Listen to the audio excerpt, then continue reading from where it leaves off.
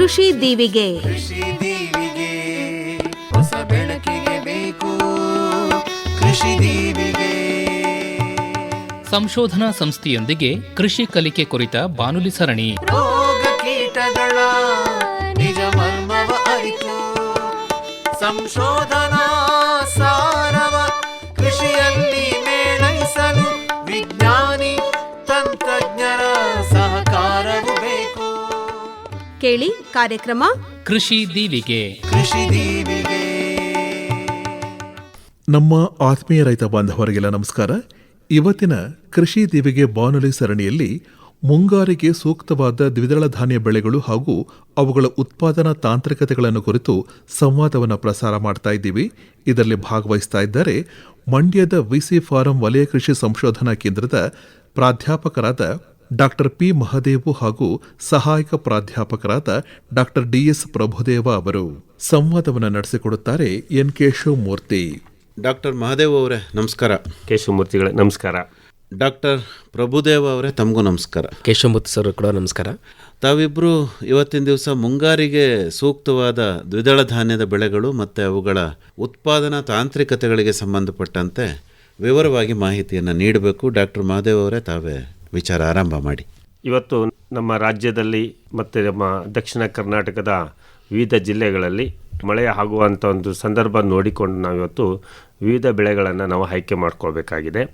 ಅದರಲ್ಲೂ ಈ ವರ್ಷ ಪೂರ್ವ ಮುಂಗಾರಿನ ಮಳೆಯ ಕೊರತೆ ಆಗಿರುವುದರಿಂದ ಹಾಗೆ ಮುಂಗಾರು ಪ್ರಾರಂಭವಾಗುವುದು ಕೂಡ ನಿಶ್ಚಿತವಾಗಿ ಹೇಳೋಕೆ ಆಗದೇ ಇರೋದರಿಂದ ಇವತ್ತು ನಾವು ವಿವಿಧ ದ್ವಿದಳ ಬೆಳೆಗಳು ಅಥವಾ ಮುಂಗಾರು ಕೊರತೆ ಅಥವಾ ವಾತಾವರಣ ವೈಪರೀತ್ಯಕ್ಕೆ ಹೊಂದಿಕೊಳ್ಳುವಂಥ ಅಥವಾ ಅಗತ್ಯವಾಗಿ ಬೇಕಾಗಿರುವಂಥ ಕಡಿಮೆ ಅವಧಿಯ ಮತ್ತು ದೀರ್ಘಾವಧಿಯ ಮಧ್ಯಮ ಅವಧಿಯ ತಳಿಗಳು ಬೆಳೆಗಳು ಮತ್ತು ಅವುಗಳನ್ನು ಸರಿಯಾದ ಸಮಯದಲ್ಲಿ ಉಪಯೋಗಿಸ್ಕೊಂಡು ಬಿತ್ತನೆ ಮಾಡಿ ಬೆಳೆ ಬೆಳೆಯೋದು ಇವತ್ತು ಭಾಳ ಮುಖ್ಯವಾಗಿ ನಿರ್ಧಾರಗಳನ್ನು ಕೈಗೊಳ್ಳಬೇಕಾಗುತ್ತೆ ರೈತ ಬಾಂಧವರು.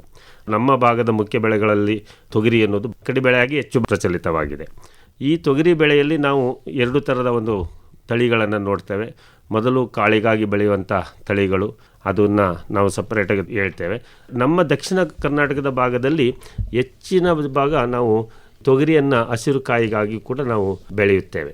ಈ ಎರಡೂ ವಿಧದಲ್ಲಿ ಅದಕ್ಕಾದ ತಕ್ಕಂಥ ತಳಿಗಳನ್ನು ನಾವು ಆಯ್ಕೆ ಮಾಡ್ಕೊಳ್ಬೋದು. ನಮ್ಮ ಕೃಷಿ ವಿಶ್ವವಿದ್ಯಾಲಯ ಬೆಂಗಳೂರಿನಿಂದ ಬಿಡುಗಡೆ ಮಾಡಿದಂಥ ಸುಮಾರು 5 ತಳಿಗಳು ಇದರಲ್ಲಿ ನಾವು ಕಾಣ್ತೇವೆ. ಮೊದಲನೇದಾಗಿ BRG1. BRG1 ಅಂದರೆ ಬೆಂಗಳೂರು ರೆಡ್ ಗ್ರಾಮ್ ಅಂತ. BRG1 ಹಸಿರು ಕಾಯಿ ತುಂಬ ದಪ್ಪವಾದ ಕಾಯಿ ಹೊಂದಿದ್ದು ಇದರ ಹಸಿರು ಬೀಜ ತುಂಬ ರುಚಿಕರವಾಗಿರುವುದರಿಂದ ಇದು ಹಸಿ ಕಾಳಿಗಾಗಿ ಹೆಚ್ಚಿನ ಬೇಡಿಕೆ ಇರುವಂಥ ಒಂದು ಉತ್ತಮವಾದ ತಳಿಯಾಗಿದೆ. ಈ ತಳಿಯ ವಿಶೇಷಗಳು ಇದು ಸುಮಾರು 145ರಿಂದ 150 ದಿನಗಳು ನಾವು ಹಸಿರು ಕಾಯಿಗೆ ಕೊಯ್ಯಬೇಕಾದ್ರೆ, ಒಟ್ಟಾರೆಯಾಗಿ ನಾವು ಇದನ್ನು 60ರಿಂದ 170 ದಿವಸ ತನಕ ಒಣಕಾಳನ್ನು ಕೊಯ್ಯಬೇಕಾದ್ರೆ ಅವಧಿಯನ್ನು ತೆಗೆದುಕೊಳ್ತದೆ. ಹಸಿ ಕಾಯಿಗೆ ಸಾಮಾನ್ಯವಾಗಿ ಕಟಾವು ಮಾಡುವಾಗ ಸುಮಾರು 135ರಿಂದ 150 ದಿವಸ ತನಕ ಒಂದು 2 ಬೆಳೆಯಾಗಿ ನಾವು ಇದನ್ನು ಕಟಾವು ಮಾಡ್ಬೋದು. ಮೊದಲನೇ ಬೆಳೆಯಾಗಿ ಕೆಲವು ಭಾಗದಲ್ಲಿ ಇದನ್ನು ಹಸಿ ಕಾಯಿ ಕಟ್ ಮಾಡಿ ಎರಡನೇ ಬೆಳೆಯಾಗೂ ಕೂಡ ನಾವು ಗೊಂಚಲನ್ನು ಕಟಾವು ಮಾಡಿಕೊಂಡು ಇಡೀ ಕಾಂಡವನ್ನು ಹಾಗೆ ಬಿಟ್ಟು ಅದಕ್ಕೆ ಪೋಷಣೆ ಮಾಡಿ ಬೇಸಾಯ ಕ್ರಮಗಳನ್ನು ಅನುಸರಿಸಿದರೆ ಎರಡನೇ ಬೆಳೆಯಾಗಿಯೂ ಕೂಡ ಇದನ್ನು ನಾವು ಕಾಯಿಗಾಗಿ ಕಟಾವು ಮಾಡ್ಬೋದು ಅಥವಾ ಎರಡನೇ ಬೆಳೆಯನ್ನು ಕಾಳಿಗಾಗಿ ಕಟಾವು ಮಾಡ್ಬೋದು. ಇದು ಒಂದು ಉತ್ತಮವಾದ ಒಂದು ಪದ್ಧತಿ. ನಂತರ ಎರಡನೇ ತಳಿ ಬಿಡುಗಡೆ ಮಾಡಿದಂಥ BRG2 ತಳಿ. ಇದು ಬಿಳಿ ಕಾಳಿನ ತಳಿ. ಇದರಲ್ಲಿ ಯಾವುದೇ ಕಾಳಿನ ಮೇಲೆ ಚುಕ್ಕೆಗಳಿರೋದಿಲ್ಲ. ಅದೇ BRG1ರಲ್ಲಿ ಗುರುತಿಸೋಕ್ಕೆ ದಪ್ಪ ಕಾಳಿದಿರ್ತದೆ, ಆ ಕಾಳಿನ ಮೇಲೆ ಕಪ್ಪು ಚುಕ್ಕೆಗಳು ಕಾಣ್ತವೆ. ಅದರಾಗಿ ನಾವು ಅದನ್ನು ನಿರ್ದಿಷ್ಟವಾಗಿ ಗುರುತಿಸ್ಬೋದು. ಗಾತ್ರವು ಕೂಡ ದೊಡ್ಡದಾಗಿರ್ತದೆ. ಅದು BRG2 ಬಿಳಿ ಕಾಳಿನ ತಳಿ ಇರ್ತದೆ. ಇದನ್ನು ನಾವು ಬೆಳೆಗೂ ಕೂಡ ಉಪಯೋಗಿಸ್ಕೋಬೋದು ಮತ್ತು ಕಾಯಿಗೂ ಕೂಡ ನಾವು ಉಪಯೋಗಿಸ್ಕೋಬೋದು. ಇದೊಂದು ವಿಶೇಷವಾಗಿ ಕಾಯಿಗಳ ಮೇಲೆ ಇದರಲ್ಲಿ ಮಚ್ಚೆ ಇರೋದಿಲ್ಲ, ಎಲ್ಲ ಪೂರ್ಣ ಪ್ರಮಾಣದಲ್ಲಿ ಹಸಿರು ಇರುತ್ತೆ. ಇದನ್ನು ಈ ರೀತಿ ಗುರುತಿಸ್ಬೋದು ನಾವು. ಇದರ ನಂತರ ಇನ್ನೊಂದು BRG3 ಈ ಒಂದು ಸಾಲಿನಲ್ಲಿ ಬಿಡುಗಡೆ ಮಾಡಿದಂಥದ್ದು. ಮೊದಲೆರಡು ತಳಿಗಳು ಸೊರಗು ರೋಗ ಮತ್ತು ಬಂಜೆ ರೋಗಗಳಿಗೆ ನಿರೋಧಕತೆ ಇಲ್ಲ. ಆದರೆ ಈ ತಳಿ ಸೊರಗು ರೋಗ ಮತ್ತು ಬಂಜೆ ರೋಗ ಎರಡಕ್ಕೂ ನಿರೋಧಕತೆ ಇರುವಂಥ ಒಂದು ತಳಿಯಾಗಿದೆ. ಇದನ್ನು ನಾವು ಕಾಳಿಗಾಗಿಯೂ ಕೂಡ ಆಯ್ಕೆ ಮಾಡ್ಬೋದು. ಹೆಚ್ಚಿನ ಭಾಗ ಇದನ್ನು ಹಸಿರು ಕಾಯಿಗಾಗಿ ಜಾಸ್ತಿ ಉಪಯೋಗಿಸ್ತಾರೆ. ಯಾಕೆ ಕಾಳು ದಪ್ಪ ಇರೋದ್ರಿಂದ ದಪ್ಪ ಕಾಳಿನ ಬೀಜ ಬೇಳೆ ಮಾಡೋದಕ್ಕೆ ಸಾಮಾನ್ಯವಾಗಿ ಉಪಯೋಗಿಸೋದಿಲ್ಲ. ಈ ಮಧ್ಯಮ ಗಾತ್ರದ ಕಾಳು BRG2 ಹೇಳಿದ್ನ ಅದನ್ನು ಬೇಳೆಗೂ ಉಪಯೋಗಿಸ್ಕೊಬೋದು, ಕಾಯಿಗೂ ಉಪಯೋಗಿಸ್ಕೊಬೋದು. ಅದು ಮಧ್ಯಮ ಗಾತ್ರದ ಕಾಳಿರ್ತದೆ. ಈ BRG3ರಲ್ಲಿ ಇನ್ನೊಂದು ಗುರುತಿಸೋದಕ್ಕೆ ದಪ್ಪ ಒಂದು ಮಚ್ಚೆ ಇರ್ತದೆ ಕಾಳಿನ ಮೇಲೆ. ಕಂದು ಬಣ್ಣದ ಮಚ್ಚೆ ಕಾಳಿನ ಮೇಲೂ ಇರ್ತದೆ ಮತ್ತು ಹಸಿರು ಕಾಯಿನ ಮೇಲೂ ಕೂಡ ದಪ್ಪ ಮಚ್ಚೆಗಳು ಜಾಸ್ತಿ ಇರೋದರಿಂದ ಇದನ್ನು ಗುರುತಿಸೋಕ್ಕೂ ಅನುಕೂಲ ಆಗುತ್ತೆ. ಇದು ಕಾಳು ಬಲಿತ ಕಾಳಿನ ಮೇಲೂ ಕೂಡ ಒಂದು ಕಂದು ಬಣ್ಣದ ಮಚ್ಚೆಗಳಿರ್ತದೆ. BRG 2 ಯಾವುದೇ ರೀತಿ ಮಚ್ಚೆಗಳಿರಲ್ಲ. BRG 3 ಜಾಸ್ತಿ ಮಚ್ಚೆಗಳಿರ್ತದೆ. BRG 1 ಚುಕ್ಕೆ ಸಣ್ಣ ಗಾತ್ರದ ಚುಕ್ಕೆಗಳಷ್ಟು ಇರ್ತದೆ. ಇದು ಗುರುತಿಸೋಕ್ಕೆ ಅನುಕೂಲ ಆಗೋದಕ್ಕೆ ನಮ್ಮ ರೈತ ಬಾಂಧವರಿಗೆ ಇದನ್ನು ಗಮನಿಸ್ಬೋದು. ಇದರ ನಂತರ ನಮ್ಮ ಅದೇ ಒಂದು ಮಟ್ಟದಲ್ಲಿ ಇವತ್ತು BRG 5 ಬಿಡುಗಡೆ ಮಾಡಿದ್ವಿ. BRG 5 ಇವತ್ತು ಈ 2 ರೋಗಗಳಿಗೆ ನಿರೋಧಕತೆ ಹೊಂದಿರುವಂಥ ಒಂದು ತಳಿ, ಬಂಜೆ ರೋಗ ಮತ್ತು ಅಂಗಮಾರಿ ರೋಗಕ್ಕೆ. 2 ರೋಗಗಳನ್ನು ತಡ್ಕೊಳ್ಳೋಂಥ ಶಕ್ತಿ ಇರೋದ್ರಿಂದ ಮತ್ತು ಇದ್ರ ಕಾಳಿನ ಗಾತ್ರ ಉತ್ತಮವಾದ ಗುಣಮಟ್ಟದ ಬೇಳೆ ಮಾಡೋದಕ್ಕೆ ಉಪಯೋಗಿಸ್ಕೊಬೋದು. ಕಾಯಿ ಕೂಡ ಹಸಿ ಕಾಳಿಗಾಗಿಯೂ ಕೂಡ ಇದನ್ನು ಉಪಯೋಗಿಸ್ಕೋಬೋದು, ಕೆಂಪು ಕಾಳದಾಗಿರ್ತದೆ. ಡಾಕ್ಟರ್ ಪ್ರಭುದೇವ್ ಅವರೇ, ನಾವೀಗ ಉತ್ಪಾದನಾ ತಾಂತ್ರಿಕತೆ ಬಗ್ಗೆ ನಾವು ಹೇಳಬೇಕು ಅಂತಂದರೆ, ಮೊದಲಿಗೆ ಈ ತಳಿಗಳ ಅವಧಿ ಏನಾಗಿರುತ್ತೆ, ನಾವು ಬಿತ್ತುವಂಥ ಸಮಯದ ಮೇಲೆ ಡಿಪೆಂಡ್ ಆಗಿರುತ್ತೆ. ನಾವು ಮೇ ಅಥವಾ ಜೂನಲ್ಲಿ ನಾವೇನಾದರೂ ಬಿತ್ತಿದ್ದೆ ಆದರೆ ಅವಧಿ ಜಾಸ್ತಿ ಆಗ್ತಾ ಹೋಗುತ್ತೆ. ಮತ್ತು ಅವಧಿ ಜಾಸ್ತಿ ಆದಂಗೆ ಅದರದ್ದು ಬೆಳವಣಿಗೆ ಕೂಡ ಚೆನ್ನಾಗಾಗುತ್ತೆ. ಒನ್ಸ್ ಬೆಳವಣಿಗೆ ಚೆನ್ನಾಗಾಯಿತು ಅಂತಂದರೆ ನಮಗೆ ಕಾಯಿಗಳು ಸಂಖ್ಯೆಯೂ ಕೂಡ ನಮಗೆ ಜಾಸ್ತಿ ಆಗುತ್ತೆ. ಅದರಿಂದ ನಮಗೆ ಇಳುವರಿನೂ ಕೂಡ ಜಾಸ್ತಿ ಆಗುತ್ತೆ. ತದನಂತರ ನಾವು ಭೂಮಿ ಬಗ್ಗೆ ನೋಡೋದಾದರೆ, ತೊಗರಿ ಎಲ್ಲ ರೀತಿಯ ಭೂಮಿಗಳಿಗೆ ಸೂಕ್ತವಾದಂಥ ಒಂದು ಬೆಳೆಯಾಗಿದೆ.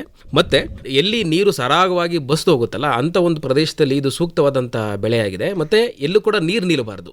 ಬಿದ್ದಂಥ ಮಳೆ ನೀರು ಎಲ್ಲೂ ಕೂಡ ನೀರು ನಿಲ್ಲಂಗೆ ನಾವು ನೋಡಿಕೊಂಡ್ರೆ ಉತ್ತಮವಾದಂಥ ಒಂದು ನಾವು ಬೆಳೆನ ನಾವು ತಗೊಳ್ಬೋದಾಗಿದೆ. ಹಾಗೆ ಬೀಜೋಪಚಾರ ಅನ್ನುವಂಥದ್ದು ಒಂದು ಪ್ರಮುಖವಾದ ಒಂದು ತಾಂತ್ರಿಕತೆ ನಮ್ಮ ತೊಗರಿಗೆ ಬಂದರೆ, ಇಲ್ಲೇನು ಮಾಡ್ತೀವಿ, 24 ಗ್ರಾಮು ಸೋಡಿಯಂ ಮಾಲಿಬ್ಡೇಟ್ನ ನಾವು 60 ml ಬೆಲ್ಲದ ದ್ರಾವಣದಲ್ಲಿ ಬೆರೆಸಿ ಅದಕ್ಕೆ ನಾವು ಬೀಜಗಳನ್ನು ನಾವು ಹಾಕಿ ಅದನ್ನು ನೆನೆಸಿ ಮತ್ತು ನಾವು ನೆರಳಿನಲ್ಲಿ ನಾವು ಡ್ರೈ ಮಾಡಿದ ನಂತರ ಅದಕ್ಕೆ ನಾವು ರೈಜೋಬಿಯಂ ಮತ್ತು ಈ ರಂಜಕ ಕರಗುವಂಥ ಜೀವಾಣುಗಳನ್ನು ನಾವು ಲೇಪನ ಮಾಡಿ ನಾವು ಬಿತ್ತದೆ ಅದಲ್ಲಿ. ಸೊ ನಮಗೆ ಸಾರಜನಕವನ್ನು ಸ್ಥಿರೀಕರಿಸುವಂಥ ಒಂದು ಈ ರೈಜೋಬಿಯಂ ಏನು ಮಾಡುತ್ತೆ, ಸಾರಜನಕವನ್ನು ತಂದುಕೊಡುತ್ತೆ ಗಿಡಗಳ ಬೇರುಗಳಿಗೆ. ಹಾಗಾಗಿ ನಾವು ಹಾಕುವಂಥ ಸಾರಜನಕ ಪ್ರಮಾಣದಲ್ಲಿ ನಾವು ಕೂಡ ಕಡಿಮೆ ಮಾಡ್ಕೋಬೋದಾಗಿದೆ. ಹಾಗೆ ಈ ಮಣ್ಣಿನಲ್ಲಿ ಸುಮಾರು ರಂಜಕಗಳು ಹಾಗೆ ನಮ್ಮ ಬೆಳೆಗಳಿಗೆ ಸಿಗದೇ ಇರೋ ಥರ ತುಂಬ ರಂಜಕಗಳು ಇರೋದ್ರಿಂದ ಆ ರಂಜಕಗಳನ್ನು ಕರಗಿಸಿ ಅದನ್ನು ಬೆಳೆಗಳ ಬೇರುಗಳಿಗೆ ಒಂದು ಒದಗಿಸುವಂಥ ಒಂದು ಈ ಜೀವಾಣುಗಳು ಕೆಲಸ ಮಾಡ್ತವೆ. ಸೊ ಹಾಗಾಗಿ ಈ ಬೀಜೋಪಚಾರ ಅನ್ನುವಂಥದ್ದು ಒಂದು ಪ್ರಮುಖವಾದ ಅಂಶ ಈ ನಮ್ಮ ತೊಗರಿ ಬೆಳೆನಲ್ಲಿ. ಹಾಗೆ ನಾವು ಬಿತ್ತಬೇಕಾದ್ರೆ ನಾವು ಚೆನ್ನಾಗಿ ಭೂಮಿನ ನಾವು ಉಳುಮೆ ಮಾಡಬೇಕಾಗುತ್ತೆ. ಉಳುಮೆ ಮಾಡಿ ಆದಮೇಲೆ ನಾವು ಶಿಫಾರಸು ಮಾಡಿದಂಥ ಕೊಟ್ಟಿಗೆ ಗೊಬ್ಬರ ಸುಮಾರು 1 ಎಕರೆಗೆ 3 ಟನ್ನಷ್ಟು ಕೊಟ್ಟಿಗೆ ಗೊಬ್ಬರನ ನಾವು ಸತುವಿನೊಂದಿಗೆ 4 kg ಸತುವಿನೊಂದಿಗೆ ನಾವು ಮಿಕ್ಸ್ ಮಾಡಿಕೊಂಡು ಅಟ್ಲೀಸ್ಟ್ 2 ರಿಂದ 3 ವಾರಗಳ ಬಿತ್ತೋದಕ್ಕಿಂತ ಮುಂಚೆ ನಾವು ಕೊಟ್ಟಿಗೆ ಗೊಬ್ಬರನ ಮಣ್ಣಿಗೆ ಸೇರಿಸಬೇಕಾಗುತ್ತೆ. ತದನಂತರ ಶಿಫಾರಸು ಮಾಡಿದಂತಹ ರಸಗೊಬ್ಬರ ಸುಮಾರು 10 kgಯಷ್ಟು ಸಾರಜನಕ, 20 kgಯಷ್ಟು ರಂಜಕ ಮತ್ತು 10 kgಯಷ್ಟು ಪೊಟ್ಯಾಷ್ ನಾವು 1 ಎಕರೆಗೆ ಅಷ್ಟು ನಾವು ಬಿತ್ತೋದಕ್ಕಿಂತ ಮುಂಚೆ ಸಾಲಿನಲ್ಲಿ ನಾವು ಮಿಶ್ರಣ ಮಾಡಿ ಮತ್ತು 8 kgಯಷ್ಟು ಗಂಧಕದ ಜೊತೆಗೆ ನಾವು ಮಿಶ್ರಣ ಮಾಡಿ ಹಾಕಿ ನಾವು ಬಿತ್ತದ್ದೇ ಆದಲ್ಲಿ ಒಳ್ಳೆ ಇಳುವರಿಯನ್ನು ನಾವು ತಗೊಳ್ಬೋದಾಗಿದೆ. ಈ ಒಂದು ರೀಸೆಂಟ್ ಡೇಸ್ಗಳಲ್ಲಿ ಮಾನ್ಸೂನ್ ಅನ್ನೋದು ತುಂಬ ಡಿಲೇ ಆಗ್ತಿದೆ. ಸೊ ಈ ಒಂದು ಕಾಲಘಟ್ಟದಲ್ಲಿ ನಾವು ಈ ತೊಗರಿನ ನಾವು ನೇರವಾಗಿ ಭೂಮಿಗೆ ಬಿತ್ತೋದ್ರ ಬದಲು ನಾವು ಪಾಲಿಥೀನ್ ಕವರ್ಗಳಲ್ಲಿ ನಾವು ಬೀಜಗಳನ್ನು ಹಾಕ್ಕೊಂಡು 4 ರಿಂದ 6 ವಾರಗಳ ಆದ ನಂತರ ನಾವು ಮುಖ್ಯ ಭೂಮಿಯಲ್ಲಿ ನಾವು ನಾಟಿ ಮಾಡಿದ್ದೇ ಆದಲ್ಲಿ ಉತ್ತಮ ಇಳುವರಿ ನಾವು ತಗೋಬೋದಾಗಿದೆ. ಇದ್ರ ಜೊತೆಯಲ್ಲಿ ಗಿಡಗಳ ಅಂತರ ಒಂದು ಪ್ರಮುಖವಾದ ಅಂಶ ನಮ್ಮ ತೊಗರಿನಲ್ಲಿ. ನಾವೇನಾದರೂ ಮೇ ಮತ್ತು ಜೂನಲ್ಲಿ ನಾವು ಬಿತ್ತಿದ್ದೇ ಆದಲ್ಲಿ ಸುಮಾರು ಸಾಲಿನ ಸಾಲಿಗೆ ನಾವು 3 ರಿಂದ 4 ಅಡಿಗಳಷ್ಟು ನಾವು ಅಂತರ ಕೊಡಬೇಕಾಗುತ್ತೆ. ಗಿಡದಿಂದ ಗಿಡಕ್ಕೆ ನಾವು 1 ಅಡಿಯಷ್ಟು ನಾವು ಅಂತರ ಕೊಡಬೇಕಾಗುತ್ತೆ.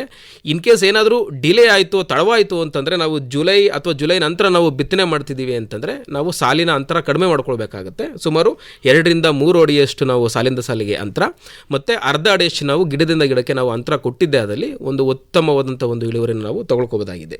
ಹಾಗೆ ಇದರಲ್ಲಿ ಕಳೆ ನಿಯಂತ್ರಣ ಕೂಡ ಮುಖ್ಯವಾದ ಅಂಶ. ನಾವು ಉದಯಪೂರ್ವ ಕಳೆನಾಶಕಗಳಾದಂತಹ ನಾವು ಪೆಂಡಿಮಿಥಲಿನನ್ನು ನಾವು ಸುಮಾರು 1 ಲೀಟ್ರ್ ಅಷ್ಟು ಪೆಂಡಿಮೆಥಲಿನ್ 1 ಎಕರೆಗೆ 300 ಲೀಟರ್ ನೀರಿನಲ್ಲಿ ನಾವು ಬೆರೆಸಿ ಅದನ್ನು ಮಣ್ಣಿಗೆ ಸಿಂಪಡಣೆ ಮಾಡದೇ ಆದಲ್ಲಿ, ಅಂದರೆ ಬಿತ್ತಿದ ದಿನ ಅಥವಾ ಬಿತ್ತಿದ 1 ದಿನದ ನಂತರ ನಾವು ಇದನ್ನು ಸಿಂಪಡಣೆ ಮಾಡದಲ್ಲಿ ಸಮರ್ಪಕವಾಗಿ ಕಳೆಗಳನ್ನು ನಿಯಂತ್ರಣ ಮಾಡ್ಬೋದು. ಅಥವಾ ಏನಾದರೂ ಕಳೆಗಳು ಮತ್ತೆ ಬಂದವು ಅಂತಂದರೆ ಉದಯೋತ್ತರ ಕಳೆನಾಶಕವಾದಂತಹ ಇಮಿಜಾಪ್ತರಿನ್ 10 SL ಸುಮಾರು 1 ಎಕರೆಗೆ 400 ml ಇದನ್ನು ನಾವು 200 ಲೀಟರ್ ನೀರಿನಲ್ಲಿ ಬೆರೆಸಿ ನಾವು ಕಳೆಗಳ ಮೇಲೆ ಸಿಂಪಡಣೆ ಮಾಡದೇ ಆದಲ್ಲಿ ನಾವು ಸಮರ್ಪಕವಾಗಿ ಕಳೆಗಳನ್ನು ನಾವು ನಿರ್ವಹಣೆ ಮಾಡಬಹುದಾಗಿದೆ. ಇನ್ನು ನೀರಿನ ವಿಚಾರಕ್ಕೆ ಬಂದರೆ ಈ ಒಂದು ತೊಗರಿ ಬೆಳೆ ಆಲ್ಮೋಸ್ಟ್ ನಮಗೆ ಮಳೆಯಾಶ್ರಿತದಲ್ಲಿ ಬೆಳೆಯುವಂಥ ಒಂದು ಬೆಳೆ ಆಗಿದೆ. ಏನಾದರೂ ನಮಗೆ ಬರ ಪರಿಸ್ಥಿತಿ ಬಂತು, ನಮ್ಮಲ್ಲಿ ಸಂರಕ್ಷಿತ ನೀರಾವರಿ ವ್ಯವಸ್ಥೆ ನಮ್ಮಲ್ಲಿ ಇದೆ ಅಂತಂದರೆ ನಾವು ಏನು ಸಂದಿಗ್ಧ ಹಂತಗಳು ಏನು ಹೇಳ್ತೀವಿ, ಅಂದರೆ ಹೂ ಬಿಡೋ ಟೈಮಲ್ಲಿ ಮತ್ತು ಕಾಳು ಕಟ್ಟುವಂಥ ಒಂದು ಸಮಯದಲ್ಲಿ ನೀರನ್ನು ನಾವು ಕೊಟ್ಟಾಗ ಒಂದು ಉತ್ತಮವಾದಂಥ ಒಂದು ಇಳುವರಿಯನ್ನು ನಾವು ಪಡ್ಕೊಳ್ಬೋದಾಗಿದೆ. ಇನ್ನು ಅತಿ ಮುಖ್ಯವಾಗಿ ನಾವು ಈ ತೊಗರಿಯನ್ನು ಅಂತರ ಬೆಳೆಗೆ ನಾವು ಬೆಳಿತೀವಿ.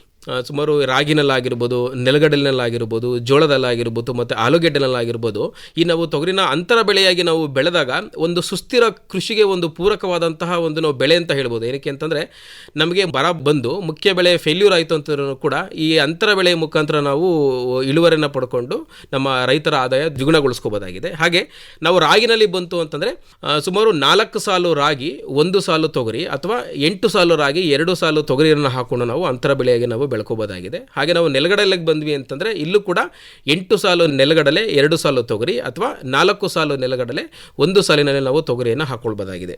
ಇನ್ನು ನಾವು ಜೋಳದಲ್ಲಿ ಬಂದ್ವಿ ಅಂತಂದರೆ 4 ಸಾಲು ಜೋಳ ಮತ್ತು 1 ಸಾಲು ನಾವು ತೊಗರಿನ ಹಾಕೊಳ್ಬೋದಾಗಿದೆ. ಹಾಗೆ ನಾವು ಆಲೂಗೆಡ್ಡೆಯಲ್ಲಿ ಬಂದ್ವಿ ಅಂತಂದರೆ 6 ಸಾಲು ಆಲೂಗೆಡ್ಡೆನ ಹಾಕ್ಕೊಂಡು 1 ಸಾಲು ನಾವು ತೊಗರಿನ ಹಾಕ್ಕೊಂಡು ಒಂದು ಉತ್ತಮವಾದಂಥ ಒಂದು ಇಳುವರಿನ ನಾವು ಪಡ್ಕೊಳ್ಬೋದಾಗಿದೆ.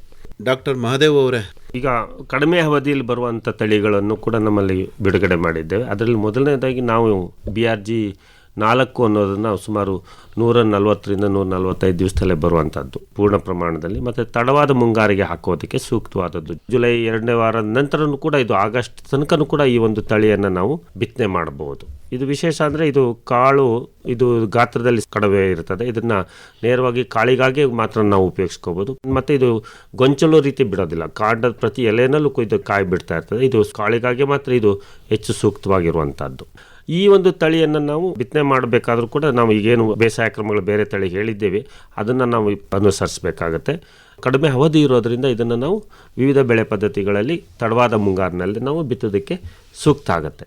ಇದಲ್ಲದೆ ಇತ್ತೀಚೆಗೆ ಇನ್ನೂ ಕಡಿಮೆ ಅವಧಿಯ 120ರಿಂದ 130 ದಿನಗಳಲ್ಲಿ ಬಿಡುವಂಥ ಒಂದನ್ನು ಅನ್ವೇಷಣೆ ಮಾಡಿ ಇವಾಗ ಅದನ್ನು ಪರೀಕ್ಷಾ ಹಂತದಲ್ಲಿದ್ದೇವೆ. ಅವನು ಮುಂದೆ ನಾವು ಈಗ ತಡವಾದ ಮುಂಗಾರು ಅಥವಾ ವಾತಾವರಣ ವೈಪರೀತ್ಯ ಆದಂಥ ಸಂದರ್ಭದಲ್ಲಿ ಕಡಿಮೆ ಅವಧಿ ತಳಿಗಳನ್ನು ಆಯ್ಕೆ ಮಾಡ್ಕೋಬೇಕಾಗುತ್ತೆ. ಕೆಲವು ಭಾಗದ ಸಂದರ್ಭದಲ್ಲಿ ದೀರ್ಘಾವಧಿ ತಳಿಗಳನ್ನು ಹಾಕಿದಾಗ ತೊಗರಿ ಸಾಮಾನ್ಯವಾಗಿ ಈ ಒಂದು ಬರ ನಿರೋಧಕತೆ ಇರೋದ್ರಿಂದ ಆಯ್ಕೆ ಮಾಡ್ಕೊಳ್ಳುವಾಗ ಮಣ್ಣಿನ ಫಲವತ್ತತೆ ಆಧಾರದ ಮೇಲೆ ತಳಿಗಳನ್ನು ಆಯ್ಕೆ ಮಾಡಿಕೊಂಡು ಬೇರೆ ಬೆಳೆ ಬಗ್ಗೆ ಹೇಳಿ ಸರ್. ಇದಲ್ಲದೆ ನಮ್ಮಲ್ಲಿ ಇನ್ನೂ ಅತಿ ಪ್ರಮುಖವಾಗಿ ಬೆಳೆಯೋದು ಅಲಸಂದೆ ಬೆಳೆ. ಈ ಅಲಸಂದೆಯನ್ನು ನಾವು 3 ಉಪಯೋಗಗಳಿಗೆ ಬೆಳೀತೇವೆ. ಒಂದು ಕಾಳಿಗಾಗಿ ಬೆಳೀತೇವೆ, ಹಸಿರು ಕಾಯಿಗಾಗಿ ಬೆಳೀತೇವೆ, ಮತ್ತು ಅದೇ ರೀತಿ ಮೇವಿಗಾಗಿ, ಹಸಿರು ಮೇವಿಗಾಗಿ ಕೂಡ ಈ ಒಂದು ನಾವು ತಳಿಗಳನ್ನು ಅಭಿವೃದ್ಧಿ ಮಾಡಿದ್ದೇವೆ. ಮೊದಲನೇದಾಗಿ ಕಾಳಿಗಾಗಿ ಸುಮಾರು ಒಂದು 6-7 ತಳಿಗಳನ್ನು ನಮ್ಮ ಕೃಷಿ ವಿಶ್ವವಿದ್ಯಾಲಯದಿಂದ ಬಿಡುಗಡೆ ಮಾಡಿದ್ದೇವೆ. ಅದರಲ್ಲಿ ಈ ಒಂದು KM 5 ಅನ್ನೋದು ಹೆಚ್ಚು ಸಾರಜನಕವನ್ನು ಹಿಡಿದಿಟ್ಟುಕೊಳ್ಳುವಂಥ ಗುಣ ಹೊಂದಿರುವಂಥ ತಳಿಯನ್ನು ನಾವು ಬಿಡುಗಡೆ ಮಾಡಿದ್ವಿ.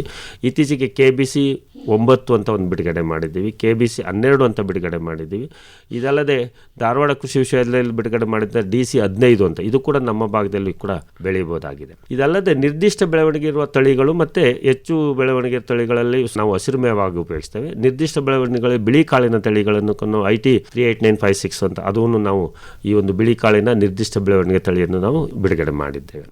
ಇದಲ್ಲದೆ ಇತ್ತೀಚೆಗೆ ಬಿಡುಗಡೆ ಮಾಡಿರುವಂಥ KBC 12 ಈ ತಳಿಯು ನಮಗೆ ಸುಮಾರು 85ರಿಂದ 90 ದಿನಗಳಲ್ಲಿ ಕಾಳಿಗಾಗಿ ಕಟಾವಿಗೆ ಮಾಡ್ಬೋದು. ಇದು ಕಾಳಿನ ಗಾತ್ರದಲ್ಲಿ ದಪ್ಪವಾಗಿರ್ತದೆ, ಕಂದು ಬಣ್ಣದ ಕಾಳುಗಳಿರ್ತದೆ, ಮತ್ತು ಇದಕ್ಕೆ ಬಹುರೋಗಗಳ ಸಹಿಷ್ಣುತೆಯನ್ನು ಹೊಂದಿದೆ. ಅದು ಎಲೆ ಚುಕ್ಕೆ ರೋಗ ಇರ್ಬೋದು, ಹಳದಿ ಎಲೆ ರೋಗ ಇರ್ಬೋದು, ಮತ್ತು ಕಾಂಡ ಸೊರಗು ರೋಗ ಇರ್ಬೋದು, ಸರ್ಕೋಸ್ಪರ ಲೀಫ್ ಸ್ಪಾಟ್ ಅಂತೀವಿ. ಬಹುರೋಗಗಳಿಗೆ ಇದು ಸಹಿಷ್ಣುತೆಯನ್ನು ಹೊಂದಿರುವಂಥದ್ದಾಗಿರೋದ್ರಿಂದ ಎಲ್ಲ ಕಾಲದಲ್ಲೂ ನಾವು ಇದನ್ನು ಬೆಳೀಬೋದಾಗಿದೆ. ನಿರ್ದಿಷ್ಟ ಬೆಳವಣಿಗೆ ತಳಿಗಳನ್ನು ನಾವು ಎಲ್ಲ ಕಾಲದಲ್ಲೂ ಬೆಳೀಬೋದು. ಆದರೆ ಜಾಸ್ತಿ ಬೆಳವಣಿಗೆ ಬರುವಂಥವನ್ನು ನಾವು ಸೂಕ್ಷ್ಮವಾಗಿ ಆಯ್ಕೆ ಮಾಡ್ಕೊಂಡು ಕಾಲಕ್ಕೆ ತಕ್ಕಂತೆ, ಈಗ ಹೆಚ್ಚು ಕಡಿಮೆ ನಾವು ಹೇಳಬೇಕು ಅಂದರೆ ಪೂರ್ವ ಮುಂಗಾರಿನಲ್ಲಿ ನಿರ್ದಿಷ್ಟ ಬೆಳವಣಿಗೆಯಿಂದ ಬೆಳ್ಕೊಂಡ್ರೆ ನಮಗೆ ಅದು ಉತ್ತಮವಾದ ಇಳುವರಿ ಕೊಡುತ್ತೆ.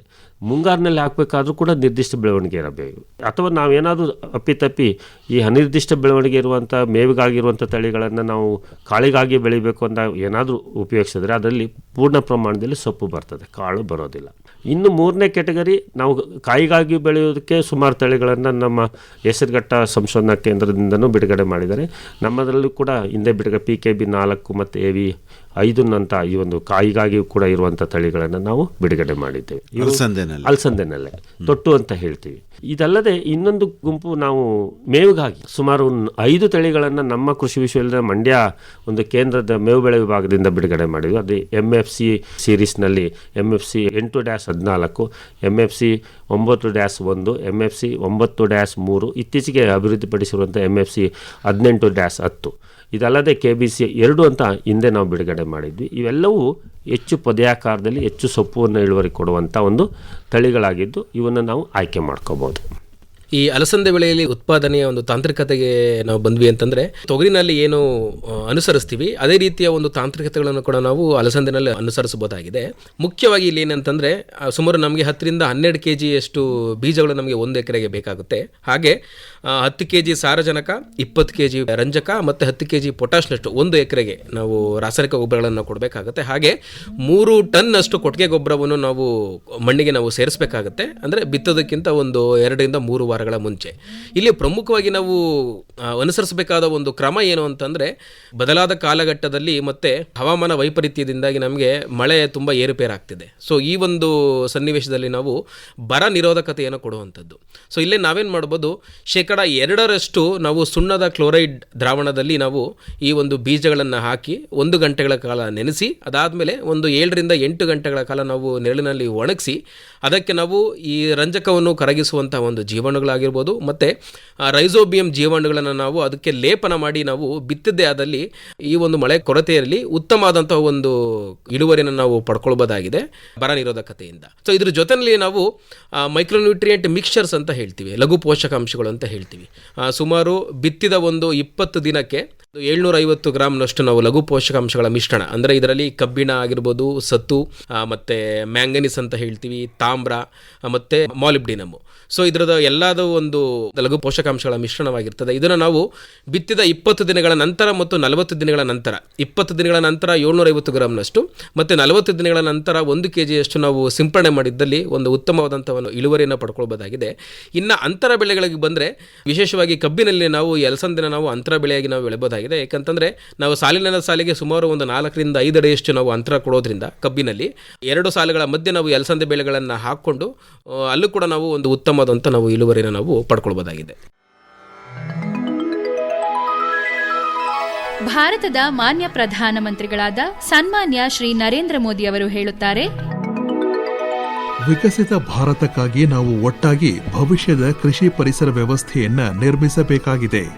ನಮ್ಮ ರೈತರ ಸಾಂಪ್ರದಾಯಿಕ ಜ್ಞಾನ, ವಿಜ್ಞಾನದ ಶಕ್ತಿ ಮತ್ತು ಸರ್ಕಾರದ ಬೆಂಬಲ ಒಂದಾದಾಗ ರೈತರು ಸಮೃದ್ಧರಾಗುತ್ತಾರೆ ಮತ್ತು ಭೂಮಿ ತಾಯಿಯು ಆರೋಗ್ಯವಾಗಿರುತ್ತಾಳೆ. ಪಿಎಂ ಫಸಲ್ ಬಿಮಾ ಯೋಜನೆ 63% ರೈತರು ಎಸ್ಸಿ, ಎಸ್ಟಿ ಮತ್ತು ಒಬಿಸಿ ವರ್ಗಕ್ಕೆ ಸೇರಿದವರಾಗಿದ್ದಾರೆ. ಇದು ನೈಸರ್ಗಿಕ ವಿಕೋಪಗಳ ವಿರುದ್ಧ ಸುರಕ್ಷತೆಯ ಗ್ಯಾರಂಟಿ ನೀಡುತ್ತದೆ. ಯೂರಿಯಾ ಸಬ್ಸಿಡಿ, ಯೂರಿಯಾ ಮೇಲೆ 90% ಸಬ್ಸಿಡಿ ನೀಡಲಾಗುತ್ತಿದ್ದು ರೈತರಿಗೆ ಪ್ರತಿ ಚೀಲ 266 ರೂಪಾಯಿಗಳಿಗೆ ಸಿಗುತ್ತಿದೆ. ಇದರ ನೈಜ ಬೆಲೆ 2200 ರೂಪಾಯಿಗಳಾಗಿದ್ದು ಉಳಿದ ಮೊತ್ತವನ್ನ ಸರ್ಕಾರವೇ ಭರಿಸುತ್ತದೆ. ಎಂಎಸ್ಪಿ ಖರೀದಿ ಸುಮಾರು 26 ಲಕ್ಷ ಕೋಟಿ ರೂಪಾಯಿಗಿಂತಲೂ ಅಧಿಕ ಮೊತ್ತದ ಕನಿಷ್ಠ ಬೆಂಬಲ ಬೆಲೆ ಎಂಎಸ್ಪಿ ಅಡಿಯಲ್ಲಿ ಖರೀದಿ ಮಾಡಲಾಗಿದೆ. ಇದು ನಿಶ್ಚಿತ ಆದಾಯದ ಗ್ಯಾರಂಟಿ ನೀಡುತ್ತದೆ ಮತ್ತು 22 ಬೆಳೆಗಳನ್ನು ಇದರಡಿ ಖರೀದಿಸಲಾಗುತ್ತದೆ. ಈನಾಮ್ ಮತ್ತು ಕೃಷಿ ರಫ್ತು. ಈನಾಮ್ ಸುಮಾರು 2 ಕೋಟಿ ರೈತರು ಮತ್ತು 3 ಲಕ್ಷ ವ್ಯಾಪಾರಿಗಳು ಈ ಡಿಜಿಟಲ್ ವೇದಿಕೆಯಲ್ಲಿ ನೋಂದಾಯಿಸಿಕೊಂಡಿದ್ದಾರೆ. ಕೃಷಿ ರಫ್ತು 2013-14ಕ್ಕೆ ಹೋಲಿಸಿದರೆ 2025-26ರಲ್ಲಿ 37% ಹೆಚ್ಚಳದೊಂದಿಗೆ ಕೃಷಿ ರಫ್ತು $52 ಬಿಲಿಯನ್ ಅಧಿಕವಾಗಿದೆ. ಸಾವಯವ ಕೃಷಿ ಮತ್ತು ಸಾಮಾಜಿಕ ಭದ್ರತೆ. ಪರಂಪರಾಗತ ಕೃಷಿ ವಿಕಾಸ ಯೋಜನೆ ಸುಮಾರು 19 ಲಕ್ಷ ಹೆಕ್ಟೇರ್ ಪ್ರದೇಶವನ್ನ ಇದರಡಿ ಒಳಪಡಿಸಲಾಗಿದ್ದು ರಾಸಾಯನಿಕ ಮುಕ್ತ ಮತ್ತು ಸಾವಯವ ಕೃಷಿಗೆ ಪ್ರೋತ್ಸಾಹ ನೀಡಲಾಗುತ್ತಿದೆ. ಪಿಎಂ ಕಿಸಾನ್ ಮಾನ್ ಧನ್ ಯೋಜನೆ 25 ಲಕ್ಷಕ್ಕೂ ಹೆಚ್ಚು ಸಣ್ಣ ಮತ್ತು ಅತಿ ಸಣ್ಣ ರೈತರು ನೋಂದಾಯಿಸಿಕೊಂಡಿದ್ದು ವೃದ್ಧಾಪ್ಯದಲ್ಲಿ ಆರ್ಥಿಕ ಭದ್ರತೆ ಒದಗಿಸುತ್ತದೆ. ಪರಿಸರ ಸ್ನೇಹಿ ಕೃಷಿ. ನೀಮ್ ಕೋಟೆಡ್ ಯೂರಿಯಾ, ಇದರಿಂದ 10,000 ಕೋಟಿ ರೂಪಾಯಿಗಳು ಉಳಿತಾಯವಾಗಿದ್ದು ಮಣ್ಣಿನ ಆರೋಗ್ಯ ಸುಧಾರಿಸಿದೆ. ಹವಾಮಾನ ನಿರೋಧಕ ತಳಿಗಳು 2014 ಮತ್ತು 2025ರ ನಡುವೆ 3,000ಕ್ಕೂ ಹೆಚ್ಚು ಹವಾಮಾನ ಬದಲಾವಣೆಯನ್ನು ತಡೆದುಕೊಳ್ಳುವ ಬೆಳೆ ತಳಿಗಳನ್ನು ಬಿಡುಗಡೆ ಮಾಡಲಾಗಿದೆ. ಬಜೆಟ್ ಮತ್ತು ಪಿಎಂ ಕಿಸಾನ್. ಬಜೆಟ್ ಹೆಚ್ಚಳ. ಕೃಷಿ ಸಚಿವಾಲಯದ ಬಜೆಟ್ 2013-14ರಲ್ಲಿದ್ದ 27,663 ಕೋಟಿಯಿಂದ 2026-27ರ ವೇಳೆಗೆ 5 ಪಟ್ಟು ಹೆಚ್ಚಾಗಿ 1.40 ಲಕ್ಷ ಕೋಟಿಗೆ ತಲುಪಿದೆ. ಗೊಬ್ಬರ ಸಬ್ಸಿಡಿ 75,000 ಕೋಟಿ ರೂಪಾಯಿಯಿಂದ 3 ಪಟ್ಟು ಹೆಚ್ಚಾಗಿ 2.21 ಲಕ್ಷ ಕೋಟಿ ರೂಪಾಯಿಗೆ ತಲುಪಿದೆ. ಪಿಎಂ ಕಿಸಾನ್ ಸಮ್ಮಾನ್ ನಿಧಿ ಯೋಜನೆಯಡಿ 4.3 ಲಕ್ಷ ಕೋಟಿ ಹಣವನ್ನು ನೇರ ನಗದು ವರ್ಗಾವಣೆ ಡಿಬಿಟಿ ಮೂಲಕ ರೈತರ ಖಾತೆಗೆ ಜಮಾ ಮಾಡಲಾಗಿದೆ. ವಾರ್ಷಿಕ 6,000 ರೂಪಾಯಿಗಳು 3 ಕಂತುಗಳಲ್ಲಿ.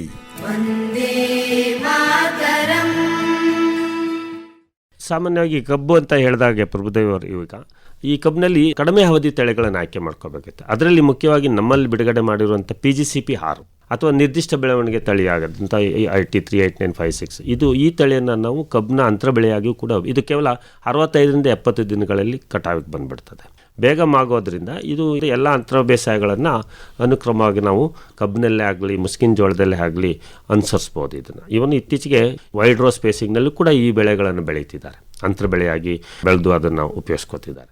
ಹಾಗಾಗಿ ಈ ಕಡಿಮೆ ಅವಧಿಯ PGCP 6 ತಳಿಯ ಒಂದು ಬೀಜವನ್ನು ನಾವು ಈ ಒಂದು ಸಂದರ್ಭಗಳಲ್ಲಿ ಆಯ್ಕೆ ಮಾಡ್ಕೋಬೋದು. ಇನ್ನು ಮುಂದಿನ ಬೆಳೆ ಮುಖ್ಯವಾದ ಬೆಳೆಯುವಂಥದ್ದು ನಮ್ಮದು ಉದ್ದು ಮತ್ತು ಹೆಸರು ಬೆಳೆಗಳು. ಉದ್ದಿನಲ್ಲಿ ಸುಮಾರು 3 ತಳಿಗಳನ್ನು ನಾವು ಬಿಡುಗಡೆ ಮಾಡಿದ್ದೀವಿ. ಇದರಲ್ಲಿ T9 ಅಂತ ಹಿಂದೆ ಇದ್ದಂಥದ್ದು ಮತ್ತು ರಶ್ಮಿ ಅಂತ ಒಂದು ತಳಿಯನ್ನು ನಾವು ಮಧ್ಯ ಒಂದಿದ್ದು ಬಿಡುಗಡೆ ಮಾಡಿ ಅದನ್ನು ಇತ್ತೀಚೆಗೆ LBG 791 ಈ T9 ಮತ್ತು ರಶ್ಮಿ ತಳಿಗಳಿಗೆ ಈ ರೋಗದ ಒಂದು ತಡೆಕೊಳ್ಳುವಂಥ ಶಕ್ತಿ ಇರೋದಿಲ್ಲ, ಅದು ತುತ್ತಾಗುವಂಥ ಗುಣ ಹೊಂದಿತ್ತು. ಹಾಗಾಗಿ ನಾವು ಇತ್ತೀಚೆಗೆ ಈ ಒಂದು LBG 791 ಈ ತಳಿಯನ್ನು ನಾವು ಬಿಡುಗಡೆ ಮಾಡಿ ರೈತರು ಈಗ ಹೆಚ್ಚಿನ ಭಾಗದಲ್ಲಿ ಈ ತಳಿಯನ್ನು ಬೆಳೀತಿದ್ದಾರೆ. ಇವುಗಳ ವಿಶೇಷ 75ರಿಂದ 80 ದಿನಗಳಲ್ಲಿ ಇವು ಕಟಾವಿಗೆ ಬಂದುಬಿಡ್ತವೆ. ಕಡಿಮೆ ಅವಧಿಯ ಪೂರ್ವ ಮುಂಗಾರಿನಲ್ಲೂ ಕೂಡ ಇದನ್ನು ನಾವು ಬೆಳೀಬೋದು, ಇಲ್ಲಾಂದರೆ ತಡವಾದ ಮುಂಗಾರಿನ ಮಳೆಯಾಶ್ರಿತ ಪ್ರದೇಶದಲ್ಲೂ ಕೂಡ ಬೆಳೀಬೋದು. ಮತ್ತು ಅಂತರ ಬೆಳೆಗಳಾಗಿ ಈಗಾಗಲೇ ಹೇಳಿದಾಗೆ ಮುಸ್ಕಿನ ಜೋಳ ಮತ್ತು ಕಬ್ಬಿನಲ್ಲಿ ನಾವು ಇದನ್ನು ಮತ್ತು ಹಿಪ್ನೇರಳೆ ಕೂಡ ಅಂತರ ಬೆಳೆಯಾಗಿ ನಾವು ಈ ಬೆಳೆಗಳನ್ನು ಬೆಳೀಬೋದು. ಹೆಸರಿನಲ್ಲಿ ಮುಖ್ಯವಾಗಿ ಈ ಒಂದು ನಮ್ಮ ಭಾಗದಲ್ಲಿ ಇರುವಂಥದ್ದು KKM 3 ಅಂತ ಒಂದು ತಳಿ ಇದೆ.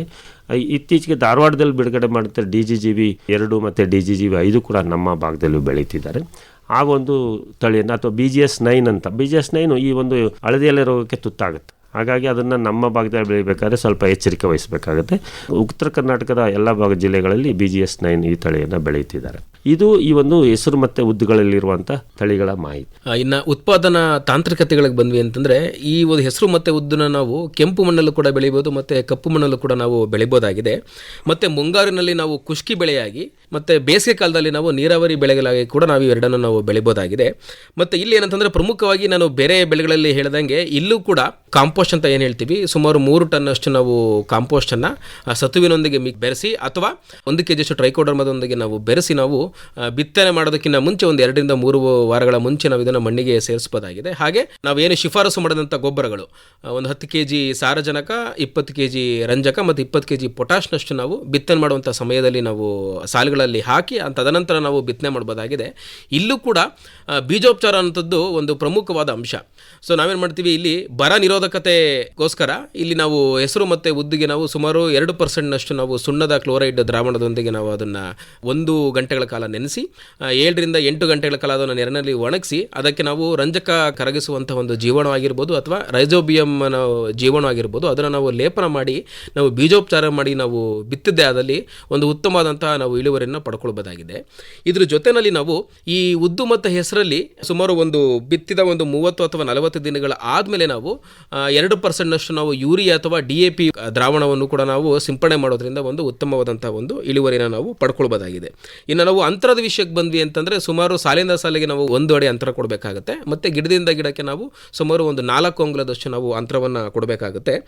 ಇದ್ರ ಜೊತೆಯಲ್ಲಿ ಲಘು ಪೋಷಕಾಂಶಗಳ ಮಿಶ್ರಣ ನಾನು ಹೇಗೆ ಅಲಸಂದೆನಲ್ಲಿ ಹೇಳಿದೆ, ಸೊ ಇಲ್ಲೂ ಕೂಡ ಹಾಗೆ ಬಿತ್ತಿದ 20 ದಿನಗಳ ನಂತರ ಸುಮಾರು 750 ಗ್ರಾಮ್ನಷ್ಟು ಲಘು ಪೋಷಕಾಂಶಗಳ ಮಿಶ್ರಣ ಮತ್ತು ಬಿತ್ತಿದ 40 ದಿನಗಳ ನಂತರ ಸುಮಾರು 1 kg ನಾವು ಲಘು ಪೋಷಕಾಂಶಗಳ ಮಿಶ್ರಣವನ್ನು ನಾವು ಕೊಡೋದ್ರ ಮುಖಾಂತರ ಉತ್ತಮವಾದಂತಹ ಇಳುವರಿಯನ್ನು ನಾವು ಪಡ್ಕೊಳ್ಬೋದಾಗಿದೆ. ಇದ್ರ ಜೊತೆಯಲ್ಲಿ ನಾವು ಇದನ್ನು ಅಂತರ ಬೆಳೆಗೆ ಕೂಡ ನಾವು ಬೆಳಿಬೋದಾಗಿದೆ. ಸಾಮಾನ್ಯವಾಗಿ ಈ ಮುಸ್ಕಿನ ಜೋಳದಲ್ಲಿ 1:1 ರೇಷಿಯೋದಲ್ಲಿ ಅಂದರೆ 1 ಸಾಲು ಮುಸ್ಕಿನ ಜೋಳ ಮತ್ತು 1 ಸಾಲು ನಾವು ಹೆಸರು ಅಥವಾ ಉದ್ದನ್ನು ನಾವು ಅಂತರ ಬೆಳೆಗೆ ನಾವು ಬೆಳೆಯೋದ್ರಿಂದ ಇಲ್ಲೂ ಕೂಡ ನಮಗೆ ಮುಖ್ಯ ಬೆಳೆಯ ಇಳುವರಿ ಕೂಡ ಜಾಸ್ತಿ ಆಗುತ್ತೆ ಮತ್ತು ಅಂತರ ಬೆಳೆಯ ಇಳುವರಿ ಕೂಡ ನಮಗೆ ಜಾಸ್ತಿ ಆಗೋದ್ರಿಂದ ಅತಿ ಹೆಚ್ಚಿನ ಒಂದು ಆದಾಯವನ್ನು ನಮ್ಮ ರೈತರು ನಾವು ಇದರಿಂದ ತಗೊಳ್ಬೋದಾಗಿದೆ. ಮತ್ತು ಇದರಲ್ಲಿ ನಮಗೆ ಪ್ರಮುಖವಾಗಿ ನಾವು ಕಂಡುಬರುವಂಥ ರೋಗಗಳೇನು ಅಂತಂದರೆ ಬೂದಿ ರೋಗ ಮತ್ತು ಹಳದಿ ನಂಜಾಣು ಮತ್ತು ನಂಜು ರೋಗ. ಸೊ ಇದು ಸಾಮಾನ್ಯವಾಗಿ ನಾವು ಈ ಭಾಗದಲ್ಲಿ ನೋಡುವಂಥ ಒಂದು ರೋಗಗಳಿವು. ಸೊ ಇದಕ್ಕೆ ನಾವು ಸಮರ್ಪಕವಾಗಿ ನಾವು ಹೇಗೆ ನಿರ್ವಹಣೆ ಮಾಡ್ಬೋದು ಅಂತಂದರೆ, ನೀರಿನಲ್ಲಿ ಕರಗುವಂತಹ ಒಂದು ಗಂಧಕ ನಾವು 80% WP ಅಂತ ಹೇಳ್ತೀವಿ, ಅದು ಸುಮಾರು ಒಂದು 600 ಗ್ರಾಮ್ನಷ್ಟು, ಮತ್ತು ಕಾರ್ಬನ್ ಡೈಸಿಮ್ 50 WP, ಇದನ್ನು ಒಂದು ಸುಮಾರು ಒಂದು 200 ಗ್ರಾಮ್ನಷ್ಟು 1 ಎಕರೆಗೆ ಅದನ್ನು ಒಂದು 200 ಲೀಟರ್ ನೀರಿನಲ್ಲಿ ನಾವು ಬೆರೆಸಿ ಅದನ್ನು ನಾವು ಎಲೆಗಳ ಮೇಲೆ ಸಿಂಪಡಣೆ ಮಾಡದೆ ಆದಲ್ಲಿ ಒಂದು ಸಮರ್ಪಕವಾಗಿ ಈ ರೋಗಗಳನ್ನು ನಾವು ನಿರ್ವಹಣೆ ಮಾಡಬಹುದಾಗಿದೆ. ಇನ್ನು ಅದರಂತೆ ಹಳದಿ ನಂಜಾಣು ಮತ್ತು ನಂಜು ರೋಗ ಇವು ವೈರಲ್ ಡಿಸೀಸ್ಗಳಾಗಿರೋದ್ರಿಂದ ಇದನ್ನು ಸ್ಪ್ರೆಡ್ ಮಾಡುವಂಥ ಕೀಟಗಳನ್ನು ನಾವು ಹತೋಟಿಗೆ ತೊಗೊಂಡ್ಬರ್ಬೇಕಾಗುತ್ತೆ. ಇದಕ್ಕಾಗಿ ನಾವು ಇಮಿಡಾಕ್ಲೋಪ್ರಿಡ್ ಸುಮಾರು ಒಂದು 100 ಗ್ರಾಮ್ನಷ್ಟು 1 ಎಕರೆಗೆ, ಮತ್ತು ಡೈಮೆಥಿಯೇಟ್ 340 ml ನಷ್ಟು 1 ಎಕರೆಗೆ ಇದನ್ನು ನಾವು 200 ಲೀಟರ್ ನೀರಿನಲ್ಲಿ ನಾವು ಬೆರೆಸಿ ನಾವು ಸಿಂಪಡಣೆ ಮಾಡಿದಾದಲ್ಲಿ ಸಮರ್ಪಕವಾಗಿ ಈ ರೋಗಗಳನ್ನು ನಾವು ನಿರ್ವಹಣೆ ಮಾಡಬಹುದಾಗಿದೆ. ಸೊ ಇನ್ನು ಮುಂದಿನ ಮುಖ್ಯವಾದ ನಮ್ಮ ದಕ್ಷಿಣ ಕರ್ನಾಟಕದ ಭಾಗದಲ್ಲಿ ಬೆಳೆಯುವಂಥ 2 ಮುಖ್ಯ ಬೆಳೆಗಳಲ್ಲಿ ಅವರೇನಲ್ಲಿ ನಾವು ಏಕದಳ ಉಂಡೆ ಬೆಳೆಯಾಗಿ ಬೆಳೀತೇವೆ, ಮತ್ತು ಅಂತರ ಬೆಳೆಗಳಿಗಾಗಿ ಇದು ಭಾಳ ಪ್ರಮುಖವಾಗಿದೆ. ಅದರಲ್ಲಿ 2 ಥರ ವಿಧವಾದ ನಾವು ಬೆಳೆಗಳನ್ನು ಕಾಣ್ತೇವೆ. ಅದು ದೀರ್ಘಾವಧಿ ಇರುವಂಥ ಹೊಲ ಅವರೆ ಅಂತ ಏನು ಹೇಳ್ತೀವಿ, ಅದು ನಾಟಿ ಅವರೆಗಳು ಜಾಸ್ತಿ, ಅದರಲ್ಲಿ ಲೋಕಲ್ ತಳಿಗಳನ್ನು, ಸ್ಥಳೀಯ ತಳಿಗಳನ್ನೇ ಜಾಸ್ತಿ ಬೆಳೀತಾರೆ. ಅವು ಹೆಚ್ಚು ಪದಯಾಕಾರದ ಬೆಳೆದು ಹೆಚ್ಚು ದೀರ್ಘಾವಧಿ ಸುಮಾರು 6 ತಿಂಗಳು ತಗೊಳ್ಕೊಳ್ತವೆ. ಅದನ್ನು ಸಾಮಾನ್ಯವಾಗಿ ರಾಗಿ ಮತ್ತು ಉಳಿದ ಮಳೆಯಾಶ್ರಿತ ಬೆಳೆಗಳಲ್ಲಿ ಜೋಳ ಮತ್ತು ಇದುಗಳ ಜೊತೆ ಅದನ್ನು ಮಿಶ್ರ ಬೆಳೆಯಾಗಿ ಬೆಳೀತಾರೆ ಅಥವಾ ಅಂತರ ಬೆಳೆಯಾಗಿ ಬೆಳೀತಾರೆ. ಆದರೆ ಇತ್ತೀಚೆಗೆ ನಮ್ಮಲ್ಲಿ ಬಿಡುಗಡೆ ಮಾಡಿರುವಂಥ ನಿರ್ದಿಷ್ಟ ಬೆಳವಣಿಗೆಯ ತಳಿಗಳನ್ನು ನಾವು ಇಲ್ಲಿ ಪ್ರಮುಖವಾಗಿ ಹೇಳೋದಾದರೆ ಹೆಬ್ಬಾಳ ಅವರೆ 3, ಹೆಬ್ಬಾಳ ಅವರೆ 4, ಹೆಬ್ಬಾಳ ಅವರೆ 5, ಈ 3 ತಳಿಗಳನ್ನು ನಾವು ಸಾಮಾನ್ಯವಾಗಿ ಈ ಒಂದು ನಿರ್ದಿಷ್ಟ ಬೆಳವಣಿಗೆ ಇರೋದ್ರಿಂದ ಹಸಿ ಕಾಯಿಗಾಗಿ ಜಾಸ್ತಿ ಬೆಳಿತೀವಿ. ಈ ನಿರ್ದಿಷ್ಟ ಬೆಳವಣಿಗೆ ಅಂದರೆ ಏನು ಡಾಕ್ಟರ್ ಮಹದೇವ್ ಅವರೇ? ನಿರ್ದಿಷ್ಟ ಬೆಳವಣಿಗೆ ಅಂದರೆ ಇದರಲ್ಲಿ ನಮ್ಮ ಅವರೇನಲ್ಲಿ ನೀವು ಗಿಡವನ್ನು ನೋಡಿದಾಗ ತುದಿಯ ಬೆಳವಣಿಗೆನೂ ಇರುತ್ತೆ, ಮತ್ತು ಕಾಯಿ ಮತ್ತು ಕಾಂಡನೂ ಬಿಡೋದಿರ್ತದೆ. ಆದರೆ ನಿರ್ದಿಷ್ಟ ಬೆಳವಣಿಗೆ ಆಗಲ್ಲ. ಫಸ್ಟ್ ಬೆಳವಣಿಗೆ ಎಲ್ಲ ಮುಗಿದ ನಂತರ ಕಾಯಿ ಬಿಡೋದಕ್ಕೆ ಸ್ಟಾರ್ಟ್ ಆಗುತ್ತೆ. ಪ್ರತಿ ಕಾಂಡದ ತುದಿನಲ್ಲಿ ಕಾಯಿ ಇರೋದು ನಾವು ಕಂಡು ಬರ್ತವೆ. ಅದಕ್ಕೆ ನಾವು ನಿರ್ದಿಷ್ಟ ಬೆಳವಣಿಗೆ ಅಂತ ಹೇಳ್ತೀವಿ. ವಿಶೇಷ ಬೆಳವಣಿಗೆ ಯಾವುದು? ಅನಿರ್ದಿಷ್ಟ ಬೆಳವಣಿಗೆ. ಅದರಲ್ಲಿ 2 ಥರ, ವೆಜಿಟೇಟಿವ್ ಗ್ರೋತ್, ಗಿಡನೂ ಬೆಳೀತಿರ್ತದೆ, ಕಾಯಿ ಇರ್ತದೆ. ಹಾಗಾಗಿ ಅದು ಜಾಸ್ತಿ ಪದಯಾಕೆ ಬೆಳೀತವೆ. ಅವು ಫೋಟೋ ಸೆನ್ಸಿಟಿವ್ ಅಂತೀವಿ ಅವನ್ನ. ಇವು ಫೋಟೋ ಇನ್ಸೆನ್ಸಿಟಿವ್ ಅಂತ. ಇವು ಫೋಟೋ ಅಂದರೆ ಸೂರ್ಯನ ಕಿರಣ ಇದಕ್ಕೆ ಯಾವುದೇ ಒಂದು ತಟಸ್ಥವಾಗಿರ್ತವೆ. ಹಾಗಾಗಿ ಇವುಗಳನ್ನು ವರ್ಷದ ಎಲ್ಲ ಕಾಲದಲ್ಲಿ ಬೆಳಿಬೋದು. ಆದರೆ ಹೊಲ ಅವರೇನ ನಾವು ಮುಂಗಾರಿನಲ್ಲಿ ಅಷ್ಟೇ ಬೆಳಿಬೇಕು. ಬೈ ಚಾನ್ಸ್ ನಾವು ಬೇಸಿಗೆಯಲ್ಲಿ ಅಥವಾ ಹಿಂಗಾರು ಬೆಳೆದ್ರೆ ಅವು ಬೆಳ್ಕೊಂಡೇ ಇರ್ತವೆ, ಕಾಯಿ ಬಿಡೋದಿಲ್ಲ. ಅವು ಫೋಟೋ ಸೆನ್ಸಿಟಿವ್ ಇರ್ತವೆ. ಈ ಹೊಸ ತಳಿಗಳು ಏನು ಹೆಬ್ಬಾಳ ಅವರೆ 3, ಹೆಬ್ಬಾಳ ಅವರೆ 4, 5 ಇವು 2 ವಿಧಗಳಿರುತ್ತೆ. ಒಂದು ದಬ್ಬೆ ಆಕಾರದ ಕಾಯಿ ಬಿಡ್ತವೆ, ಅದು ಕಾಳು ದಪ್ಪ ಇರ್ತದೆ, ಮತ್ತು ಕಾಯಿ ಕೂಡ ದಪ್ಪ ಇರ್ತದೆ, ತೊಗಟೆ ದಪ್ಪ ಇರ್ತದೆ. ಇದರಲ್ಲಿ ಈ ಒಂದು ಸೊಗಡು ಗುಣವನ್ನು ನಾವು ಕಡಿಮೆ ಕಾಣ್ತೀವಿ. ಆ ಸೊಗಡು ಕೂಡ ಕಡಿಮೆ ಇರೋದ್ರಿಂದ ಈ ಒಂದು ಕಾಯಿಗೆ ಸಾಮಾನ್ಯವಾಗಿ ನಮ್ಮ ಸ್ಥಳೀಯವಾಗಿ ಹೇಳೋದು ಸೊಗಡು ಕಡಿಮೆ ಇದ್ದರೆ ರುಚಿ ಇರೋದಿಲ್ಲ ಅಂತೇಳಿ. ಈ ಸೊಗಡೇ ಒಂದು ಮುಖ್ಯವಾದ ಗುಣ ಇದರಲ್ಲಿ. ಹಾಗೂ ಸೊಗಡು ಇರುವಂಥದ್ದನ್ನು ನಾವು ಹೆಬ್ಬಾಳ ಅವರ 4ರಲ್ಲಿ ಸೇರಿಸಿ ಅದನ್ನು ನಾವು ಬಿಡುಗಡೆ ಮಾಡಿದ್ವಿ. ಅದರಲ್ಲಿ ಇನ್ನೊಂದು ವಿಶೇಷ ಅಂದರೆ ಈ ಮಣಿ ಅವರೆ ಥರ ಕಾಯಿ ತೊಗಟೆ ಕಡಿಮೆ, ಮಂದ ಇರೋದಿಲ್ಲ ಜಾಸ್ತಿ. ಹಾಗಾಗಿ ನಿಮಗೆ ಹಸಿ ಕಾಳಿನ ಇಳುವರಿನಲ್ಲಿ ಜಾಸ್ತಿ ಬರ್ತದೆ, ಸೆಲ್ಲಿಂಗ್ ಅಂತ ಏನು ಹೇಳ್ತೀವಿ ಅದಕ್ಕೆ. ಅದ್ರ ಜೊತೆಗೆ ನಿಮಗೆ ಈ ಒಂದು ಸೊಗಡು ಇರ್ತದೆ. ಇದರಿಂದ ನಿಮಗೆ ರುಚಿಕರವಾದ ಒಂದು ಸಾಂಬಾರು ಅದು ನಾವೇನು ಉಪಯೋಗಿಸ್ತೀವಿ ಅದಕ್ಕೆಲ್ಲವೂ ರುಚಿಯನ್ನು ಕೊಡ್ತದೆ. ಸೊಗಡು ಅನ್ನುವಂಥದ್ದು ಈ ಚಳಿಗಾಲದಲ್ಲಿ ಬರುವಂತಹ ಅವರೆಕಾಯಿನಲ್ಲಿ ಆ ವಾತಾವರಣದಿಂದಲೂ ಕೂಡ ಬರುವಂಥ ಒಂದು ಗುಣ ಅಲ್ವೇ? ಅದು ಚಳಿಗಾಲದ ಬೆಳೆಯುವಂಥ ಎಲ್ಲ ನಮ್ಮ ನಾಟಿ ತಳಿ ಸ್ಥಳೀಯ ತಳಿಗಳಲ್ಲಿ ಆ ಒಂದು ಗುಣ ಇದೆ. ಅದು ಚಳಿಗಾಲ ಮತ್ತು ನಮ್ಮ ಒಂದು ಎಲಿವೇಶನ್ ಅಂತ ನಾವು ಬೆಟ್ಟದ ಮೇಲೆಲ್ಲ ಬೆಳೆದ್ರೆ ಅದು ಜಾಸ್ತಿ, ಇನ್ನೂ ಜಾಸ್ತಿ ಒಂದು ಎಣ್ಣೆ ರೀತಿ ಸೋರುವಷ್ಟು ಸೊಗಡಿರ್ತದೆ. ಅದೇ ಮೈದಾನ ಪ್ರದೇಶದಲ್ಲಿ ಸ್ವಲ್ಪ ಸಾಧಾರಣ ಕಡಿಮೆ ಇರ್ತದೆ. ಚಳಿಗಾಲ ಬಂದಂಗೆ ಜಾಸ್ತಿ ಆಗುತ್ತೆ. ಅದು ತಳಿಗುಣವೇ? ಸೊಗಡು ತಳಿಗುಣ ಕೂಡ ಅದು ತಳಿನಲ್ಲಿ ಒಂದು ಕೆಲವು ವ್ಯತ್ಯಾಸ ಇರ್ತದೆ. ಈಗ ನಾ ಅದಕ್ಕೆ ಹೇಳಿದ್ನಲ್ಲ, ಈಗ ಹೆಬ್ಬಾಳ ಅವರ 3ರಲ್ಲಿ ಅದು ಆ ಒಂದು ರಾಸಾಯನಿಕ ದ್ರಾವಣ ಅದು ತೊಗಟೆ ಮೇಲೆ ರಂಧ್ರಗಳ ಮುಖಾಂತರ ಬರ್ತದೆ. ಆ ತೊಗಟೆ ಮೇಲೆ ಅದಿರುತ್ತೆ. ಅದು ನಮಗೆ ಆ ಒಂದು ಸುವಾಸನೆ ಅಥವಾ ಆ ಒಂದು ಫ್ಲೇವರ್ನ ಕೊಡುತ್ತೆ. ಇದು ಹೆಬ್ಬಾಳ ಅವರ 3ರಲ್ಲಿ ಮಾತ್ರ ನಾವು ಅದನ್ನು ಹೆಚ್ಚು ಕಾಣೋದಿಲ್ಲ. ಆದರೆ ಹೆಬ್ಬಾಳ ಅವರ 4 ಮತ್ತು ಹೆಬ್ಬಾಳ 5ರಲ್ಲಿ ಈ ಗುಣ ಜಾಸ್ತಿ ಇದೆ. ಹಾಗಾಗಿ ಅವು ಜಾಸ್ತಿ ಇಷ್ಟಪಡ್ತಾರೆ. ಮಾರುಕಟ್ಟೆನಲ್ಲಿ ಅದಕ್ಕೆ ಒಳ್ಳೆಯ ಬೆಲೆನೂ ಕೂಡ ಕೊಟ್ಟು ಈ ಒಂದು ತಗೊಳ್ತಾರೆ ಹೆಬ್ಬಾಳ ಅವರೇ 4 ಮತ್ತು 5. ಇನ್ನೊಂದು ಬೆಳೆ ನಮ್ಮ ಹೆಚ್ಚು ಪ್ರಮುಖವಾಗಿ ಬರಗಾಲದಲ್ಲಿ ವಾತಾವರಣ ವೈಪರೀತ್ಯಕ್ಕೆ ಅತೀ ಹೊಂದ್ಕೊಳ್ಳುವ ಬೆಳೆ ಅಂದರೆ ಉರುಳಿ ಬೆಳೆ. ಇಂದಿನ ಕಾಲದಲ್ಲಿ ನಾವು ಬರೀ ಉರುಳಿಯನ್ನೇ ಬೆಳೆಯುವಂಥ ಪ್ರದೇಶವಾಗಿತ್ತು. ನಮ್ಮ ಕೃಷ್ಣರಾಜ ಅಣೆಕಟ್ಟು ಬರೋಕ್ಕೆ ಮೊದಲೇ ಇಡೀ ಭಾಗ ಸುಮಾರು 90,000 ಹೆಕ್ಟೇರಿಂದ 2 ಲಕ್ಷ ಹೆಕ್ಟೇರ್ ತನಕನೂ ಇಡೀ ಭಾಗದಲ್ಲಿ ಬೆಳೀತಾ ಇದ್ವಿ. ಆದರೆ ಇವತ್ತು ಭಾಳ ಸಾಧಾರಣವಾಗಿ ನಾವೊಂದು 65,000 ರಿಂದ 70,000 ಎಕರೆನಲ್ಲಿ ಅಷ್ಟೇ ಇವತ್ತು ಆ ಉರುಳಿ ಬೆಳಿತೀವಿ. ಅದು ಯಾವಾಗ ಬೆಳಿತೀವಿ ಅಂದರೆ ತಡವಾದ ಮುಂಗಾರಿಗೆ ಆಗಸ್ಟ್ ನಂತರವೂ ಮಳೆ ಬರೆದಾಗ ಅಥವಾ ಒಣಬೇಸಾಯ ಪ್ರದೇಶದಲ್ಲಿ ಅಥವಾ ಈ ಎಲ್ಲ ಬೆಳೆಗಳು ಹೇಗಾಗಿದೆ ಅಂದರೆ ಇವತ್ತು ಈ ಹೊದಿಕೆ ಬೆಳೆಯಾಗಿ ಬೆಳೆಯೋ ರೀತಿಯಲ್ಲಿ ಉಪಯೋಗಿಸ್ತಾ ಇದ್ದಾರೆ. ಅದರಲ್ಲಿ ಇನ್ನೂ ಮುಖ್ಯವಾಗಿ ಇನ್ನೊಂದು ದ್ವಿದಳ ಬೆಳೆ ಅಂದರೆ ವೆಲ್ವೆಟ್ ಬೀನ್ ಅಂತ, ಅದನ್ನು ಹೊದಿಕೆ ಹಾಗಾಗಿಯೇ ಬೆಳೀತಾರೆ. ಜಾಸ್ತಿ ಸೊಪ್ಪಿಗಾಗಿ ಕೂಡ ಬೆಳಿಬೋದು, ಅದ್ರ ಹಸಿರು ಮೇವಾಗಿ ಕೂಡ ಉಪಯೋಗಿಸ್ಕೋಬೋದು. ಹುರುಳಿನಲ್ಲಿ ಯಾವುದೋ ತಳಿ ಇಲ್ವೇ? ಹುರುಳಿನಲ್ಲಿ ನಾವು ಈಗಾಗಲೇ ಬಿಡುಗಡೆ ಮಾಡಿದ್ದಂಥ PHG 9 ತಳಿ, ಇದು ನಾವು ಒಂದು ತಳಿಯನ್ನು ಮಾಡಿದ್ದೇವೆ. ಇನ್ನೊಂದು KBH 1 ಅಂತಿತ್ತು, ಅದು ಈ ಒಂದು ಚಾಲ್ತಿಯಲ್ಲಿ ಇಲ್ಲ. PHG 9 ಈಗ ಹೆಚ್ಚು ಚಾಲ್ತಿಯಲ್ಲಿರುವಂಥ, ಹೆಚ್ಚು ಒಂದು ಸೊಪ್ಪಿನ ಅಂಶ ಕೊಡುವಂಥ ಮತ್ತು ಕಾಳನ್ನು ಇಳುವರಿ ಕೊಡುವಂಥ ಮತ್ತು ಈ ಹಳದಿ ಎಲೆ ರೋಗಕ್ಕೆ ಸಹಿಷ್ಣುತೆ ಹೊಂದಿರುವಂಥ ತಳಿ ಇದಾಗಿರುತ್ತೆ. ಇನ್ನು ಉತ್ಪಾದನಾ ತಾಂತ್ರಿಕತೆಗಳಿಗೆ ಬಂದ್ವಿ ಅಂತಂದರೆ ಆಲ್ಮೋಸ್ಟ್ ನಾವು ಬೇರೆ ಬೆಳೆಗಳಿಗೆ ಏನು ನಾವು ತಾಂತ್ರಿಕತೆನ ನಾವು ಅಳವಡಿಸ್ಕೊಂಡಿದ್ದೀವಿ, ಈ ಬೆಳೆಗಳಲ್ಲೂ ಕೂಡ ಅದೇ ತಾಂತ್ರಿಕತೆನ ನಾವು ಅಳವಡಿಸ್ಕೊಂಡಿದ್ದೀವಿ. ಇಲ್ಲಿ ಪ್ರಮುಖವಾಗಿ ಅವರೇ ಬೆಳೆಯಲ್ಲಿ ನಾವು ಏನು ಹೇಳ್ತೀವಿ, ಇದರಲ್ಲಿ ಅಂತರ ಸುಮಾರು 1.5ಇಂದ 2 ಅಡಿಯಷ್ಟು ನಾವು ಸಾಲಿನ ಸಾಲಿಗೆ ಅಂತರ ಕೊಡಬೇಕಾಗುತ್ತೆ, ಮತ್ತು ಗಿಡದಿಂದ ಗಿಡಕ್ಕೆ ಸುಮಾರು ಒಂದು ಅರ್ಧ ಅಡಿಯಷ್ಟು ಅಂತರ ಕೊಡಬೇಕಾಗುತ್ತೆ. ಇದು ಬಿಟ್ಟರೆ ಇನ್ನು ಎಲ್ಲ ಉತ್ಪಾದನಾ ತಾಂತ್ರಿಕತೆ ಬೇರೆ ಬೇರೆ ಬೆಳೆಗಳಿಗೆ ಏನೇನಿದ್ದಾವೆ ಎಲ್ಲನೂ ಕೂಡ ಸೇಮ್ ಇರ್ತವೆ. ಆದರೆ ಒಂದು ಪ್ರಮುಖವಾಗಿ ನಾವು ಗಮನಿಸಬೇಕಾದ ಅಂಶ ನಾವು ಅವರೇನಲ್ಲಿ ಏನು ಅಂತಂದರೆ ಕಾಯಿ ಕೊರಕ. ತುಂಬ ಬೆಳೆಗಳನ್ನು ಕಾಡುವಂಥ ಒಂದು ಕೀಟ ಇದು. ಸೊ ಹಾಗಾಗಿ ಇದರದ ಒಂದು ಸಮರ್ಪಕ ನಿರ್ವಹಣೆ ಮುಖ್ಯವಾದ ಅಂಶ ಅವರ ಬೆಳೆನಲ್ಲಿ. ಸೊ ಇಲ್ಲೇನು ಮಾಡ್ತೀವಿ ನಾವು, ಸಮಗ್ರ ನಿರ್ವಹಣೆ ಹೇಗೆ ಮಾಡೋದು ಅಂತಂದರೆ, ಮೊದಲಿಗೆ ನಾವು ಭೂಮಿಯನ್ನು ಆಳವಾಗಿ ಉಳುಮೆ ಮಾಡಬೇಕಾಗುತ್ತೆ. ಉಳುಮೆ ಮಾಡಿದಾಗ ಆ ಭೂಮಿಯ ಒಳಗಡೆ ಇರುವಂತಹ ಕೋಶಗಳು, ನಾವು ಪ್ಯೂಪ ಅಂತ ಏನು ಹೇಳ್ತೀವಿ, ಅದು ಸೂರ್ಯನಿಗೆ ಎಕ್ಸ್ಪೋಸ್ ಆಗುತ್ತೆ. ಸೊ ಅದನ್ನು ಏನು ಮಾಡ್ತವೆ, ಈ ಸೂರ್ಯನ ಶಾಖದಿಂದ ಅಥವಾ ಬೇರೆ ಬೇರೆ ಪಕ್ಷಿಗಳು ಅದನ್ನು ತಿನ್ನೋದ್ರಿಂದ ಅದನ್ನು ನಾವು ನಾಶ ಮಾಡಬಹುದಾಗಿದೆ. ಇನ್ನು ಎರಡನೇದಾಗಿ ಪಕ್ಷಿಗಳನ್ನು ಆಕರ್ಷಣೆ ಮಾಡುವಂಥದ್ದು. ಸೊ ಪಕ್ಷಿಗಳ ಆಕರ್ಷಣೆ ಮಾಡೋದ್ರಿಂದ ನಾವು ಹೊಲಗಳಲ್ಲಿ ಹುಳುಗಳನ್ನು ತಿಂದು ಹತೋಟಿಗೆ ತೊಗೊಂಡ್ಬರ್ತವೆ. ಇನ್ನು ಮೂರನೇದಾಗಿ ಸುಮಾರು ಒಂದು 4ರಿಂದ 5 ಕಡೆ ನಾವು ಮೋಹಕ ಬಲೆಗಳನ್ನು ನಾವು ಬಳಸುವಂಥದ್ದು. ಸೊ ಇದರಿಂದ ಕೂಡ ನಾವು ಸಮರ್ಪಕವಾಗಿ ನಿರ್ವಹಣೆ ಮಾಡ್ಬೋದು. ಇದಲ್ಲದೆ ನಾವು ಸುಮಾರು 4% ಬೇವಿನ ಬೀಜದ ಕಷಾಯ, ಸಾಮಾನ್ಯವಾಗಿ ಎಲ್ಲ ರೈತರುಗಳು ಕೂಡ ಇದ್ರ ಬಗ್ಗೆ ಒಂದು ಅರಿವಿರುತ್ತೆ. 4% ಬೇವಿನ ಬೀಜದ ಕಷಾಯವನ್ನು ಹೇಗೆ ಮಾಡ್ಕೊಳ್ಳೋದು ಅಂತ ಕೆಲವರಿಗೆ ಗೊತ್ತಿಲ್ಲ ಅಂತಂದರೆ ಇಲ್ಲಿ ಕೂಡ ನಾನು ತಿಳಿಸ್ಕೊಡ್ತೀನಿ. ಅದನ್ನು ಸುಮಾರು ಒಂದು 32 kgಯಷ್ಟು ಬೇವಿನ ಪುಡಿ, ಅದನ್ನು ನಾವು ಒಂದು 50 ಲೀಟರ್ ನೀರು ತೊಗೊಂಡು ನಾವು ಅದನ್ನು ನೆನೆಸಿ ರಾತ್ರಿ ಇಡೀ ಒಂದು 2ರಿಂದ 3 ಬಾರಿ ನಾವು ಸೋಸಬೇಕಾಗುತ್ತೆ.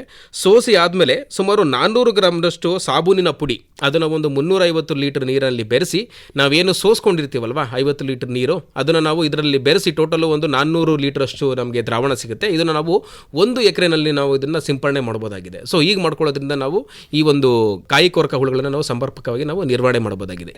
ಇಷ್ಟೆಲ್ಲ ಮಾಡಿದ್ರೂ ಕೂಡ ನಮಗೆ ಕಂಟ್ರೋಲ್ ಆಗಿಲ್ಲ ಅಂತಂದರೆ ರಾಸಾಯನಿಕಗಳಿದ್ದಾವೆ, ಕೀಟನಾಶಕಗಳಂತ ಏನು ಹೇಳ್ತೀವಿ, ಲೈಕ್ ಫ್ಲೂಬೆಂಡಿಯಮೈಡ್ ಅಂತ ಒಂದು ಕೆಮಿಕಲ್ ಬರುತ್ತೆ. ಅದು ಸುಮಾರು ಒಂದು 120 ml 1 ಎಕರೆಗೆ ಆಗುವಷ್ಟು, ಅದನ್ನು ನಾವು 400 ಲೀಟರ್ ನೀರಿನಲ್ಲಿ ನಾವು ಬೆರೆಸಿ ನಾವು ಅದನ್ನು ಬೆಳೆಗಳ ಮೇಲೆ ಸಿಂಪಡಣೆ ಮಾಡಬಹುದಾಗಿದೆ. ಇದಲ್ಲದೆ ನಾವು ಕ್ಲೋರೋಫೈರಿಪಾಸ್ ಅಂತ ಹೇಳ್ತೀವಿ, ಇದನ್ನು ನಾವು ಸುಮಾರು ಒಂದು 800 ml ಅಷ್ಟು 1 ಎಕರೆಗೆ ಬೇಕಾಗುತ್ತೆ.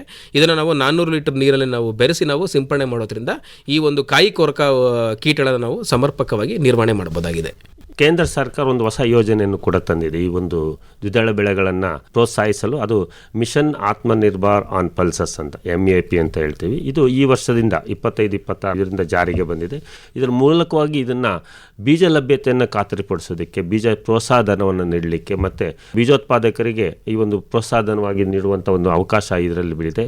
ಹೆಚ್ಚಿನ ಬೀಜೋತ್ಪಾದನೆ ಮಾಡಿಕೊಳ್ಳುವಂಥ ಅವಕಾಶ ಇದೆ. ಈಗ ಬೀಜ ಲಭ್ಯತೆ ಸುಮಾರು ಬಂದರೆ ಈ ದ್ವಿದಳ ಧಾನ್ಯ ಬೆಳೆಗಳೆಲ್ಲ ನಮ್ಮ ಕರ್ನಾಟಕ ರಾಜ್ಯದಲ್ಲಿ ಅಥವಾ ನಮ್ಮ ದಕ್ಷಿಣ ಕನ್ನಡ ಭಾಗದ ಸುಮಾರು ಈಗ ಈ ಕೆಲವು KVKಗಳ ಮುಖಾಂತರ, ಮಂಡ್ಯ KVK, JSSನಲ್ಲಿರುವಂಥ ಸುತ್ತೂರು KVK ಮುಖಾಂತರ ಪಲ್ಸ್ ಸೀಡಬ್ ಅಂತ ಒಂದು ಯೋಜನೆ ಇದೆ, ಕೇಂದ್ರ ಸರ್ಕಾರ ಯೋಜನೆ. ಆ ಯೋಜನೆ ಅಡಿಯಲ್ಲಿ ಹಲವಾರು ತಳಿಗಳ ಬಿತ್ತನೆ ಬೀಜಗಳನ್ನು ಅವರು ಬೆಳೆಸಿ ರೈತರಿಗೆ ಲಭ್ಯವಾಗುವಂತೆ ನೋಡ್ಕೊಳ್ತಿದ್ದಾರೆ. ಅದಲ್ಲದೆ ನಮ್ಮ ಕೃಷಿ ವಿಶ್ವವಿದ್ಯಾಲಯ ಬೆಂಗಳೂರು ಮತ್ತು ಕೃಷಿ ವಿಜ್ಞಾನಗಳ ವಿಶ್ವವಿದ್ಯಾಲಯ ಮಂಡ್ಯದ ಬೀಜ ವಿಭಾಗದಿಂದ ಕೂಡ ನಾವು ಈ ವರ್ಷ ಎತ್ತಿನ ಒಂದು ಬೀಜೋತ್ಪಾದನೆ ಕೈಗೊಂಡು ಬೀಜ ಲಭ್ಯತೆಯನ್ನು ಖಾತ್ರಿಪಡಿಸುವಂಥ ಒಂದು ಕಾರ್ಯಕ್ರಮವನ್ನು ರಾಜ್ಯ ಸರ್ಕಾರವನ್ನು ಕೂಡ ಹಮ್ಮಿಕೊಂಡು ಎಲ್ಲ ರೈತರಿಗೆ ಇದನ್ನು ಬೀಜ ಒದಗಿಸುವ ಒಂದು ಕಾರ್ಯಕ್ರಮ. ಸದ್ಯಕ್ಕೆ ಬೀಜ ಎಲ್ಲಿ ಸಿಗುತ್ತೆ ಡಾಕ್ಟರ್ ಮಾದೇವ್? ಈಗಿನ ಒಂದು ಸಂದರ್ಭದಲ್ಲಿ ನಮ್ಮ ಕೃಷಿ ವಿಶ್ವವಿದ್ಯಾಲಯ ಬೀಜ ಘಟಕ ಏನಿದೆ ಬೆಂಗಳೂರು ಮತ್ತು ನಮ್ಮ ಮಂಡ್ಯ ಕೃಷಿ ವಿಜ್ಞಾನಗಳ ವಿಶ್ವವಿದ್ಯಾಲಯ ಮಂಡ್ಯ ಹಾಗೂ JSS ಕೃಷಿ ವಿಜ್ಞಾನ ಕೇಂದ್ರಗಳ ಒಂದು ಮಾರಾಟ ಕೇಂದ್ರ ಮತ್ತು ನಮ್ಮ ಮಂಡ್ಯದಲ್ಲಿರುವ KVK ಮುಖಾಂತರ ಕೂಡ ನಾವು ಈ ಒಂದು ಬೀಜವನ್ನು ಮಾರಾಟಕ್ಕೆ ಎಲ್ಲ ಬೀಜಗಳು ಸಿಗ್ತವೆ. ಇದರಲ್ಲಿ ಮುಖ್ಯವಾಗಿ ನಾವು ಈಗ ತೊಗರಿ ಬೀಜಗಳಲ್ಲಿ BRG 5